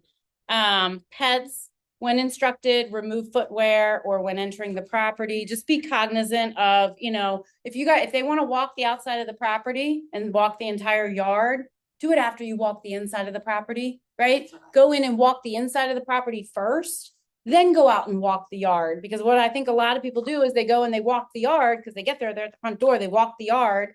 Now they've walked all through the yard in their shoes, and then they go in the house and they don't take their shoes off. And now you're walking all through the house with shoes that have just walked a possibly muddy yard. Obtain permission from appropriate parties before photographing, videographing, or streaming the interior or exteriors of properties or allowing others to do so. This is really important, guys. Our listings or other listings outside the brokerage, you're not allowed to do at all.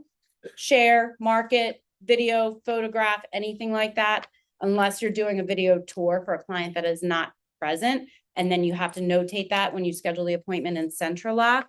Yeah, especially if it's winterized. Thank you, Brandon. Oh, that was Mark. Sorry, Hamid. So that's really important to note. If you want to do it for one of our listings, you want to create a TikTok and put it out on TikTok, or you just want to go and tour the property and share a video of it yourself. Make sure you ask the agent in our office that has it listed and ask if there's anything specific or special you need to know about that property and marketing it out online. For example, seller doesn't want any of their kids' photographs online. Seller doesn't want pictures of the baby's nursery online. There's people that, indicate this, that don't want those things marketed out to the public. If you just go in and you tour that property because you think it's one of our office listings and it's fine, and you put it out on the internet, guess what? You're getting us all sued. So those are important things to know about. So that's all I really wanted, but read through those. It's just some great reminders and some great tips on working with the public and working with your peers in particular. Don't forget. Buyer feedback. That's like a long- This is a hot item. Yeah, and I love that you brought that up. So how many in here consistently always give listing feedback? And this is not a right or wrong judging. Consistently give listing feedback. Okay. How many in here? How many in here never give listing feedback? Hunter, can you say why? Because you're not alone. And I know there's people online, and I know this, we've talked about this. Can you share why? It is a personal. Call it lazy. Oh, okay. I thought you had a good reason. Well, let me, okay.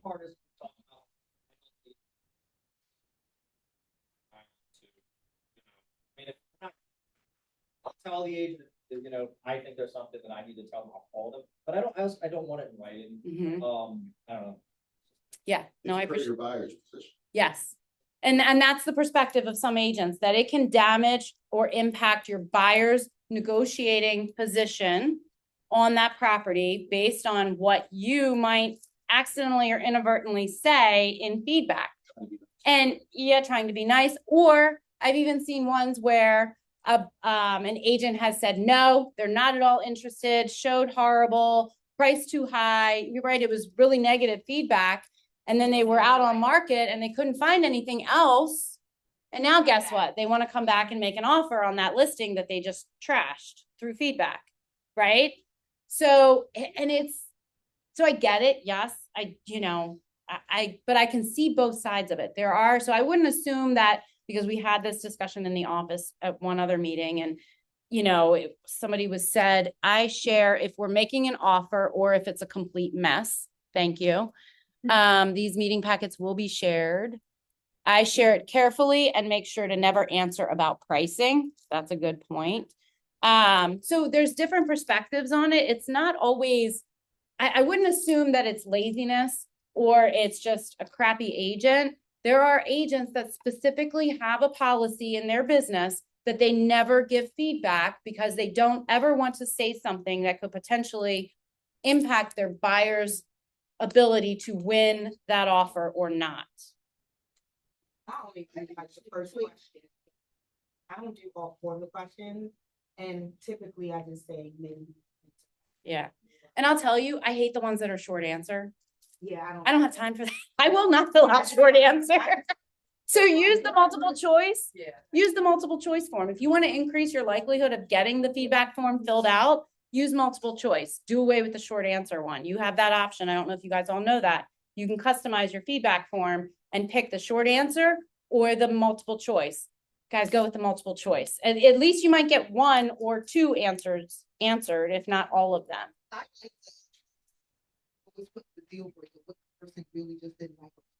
And, I let them know, hey, everything's nice, but the deal breaker was the case. Right. Have an ex, and some of them suggest, I've had one person that said the seller was willing to pay money to warn stuff, get it. Yeah. Yeah.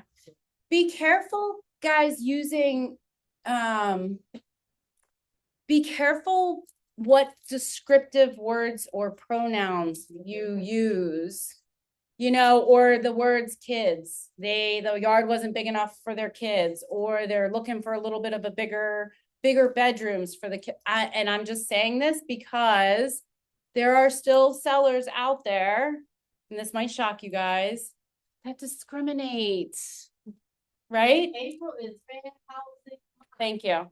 So there are still sellers or landlords that say they shouldn't, well, they may, hopefully they're not saying it to you, because they are saying it to you, run, do not take that listing, but that don't want a house to go, or they want their house to go to a family with kids. We raised our kids here. We want somebody else that's going to raise their kids here. And that's fair housing, right? It's familial status.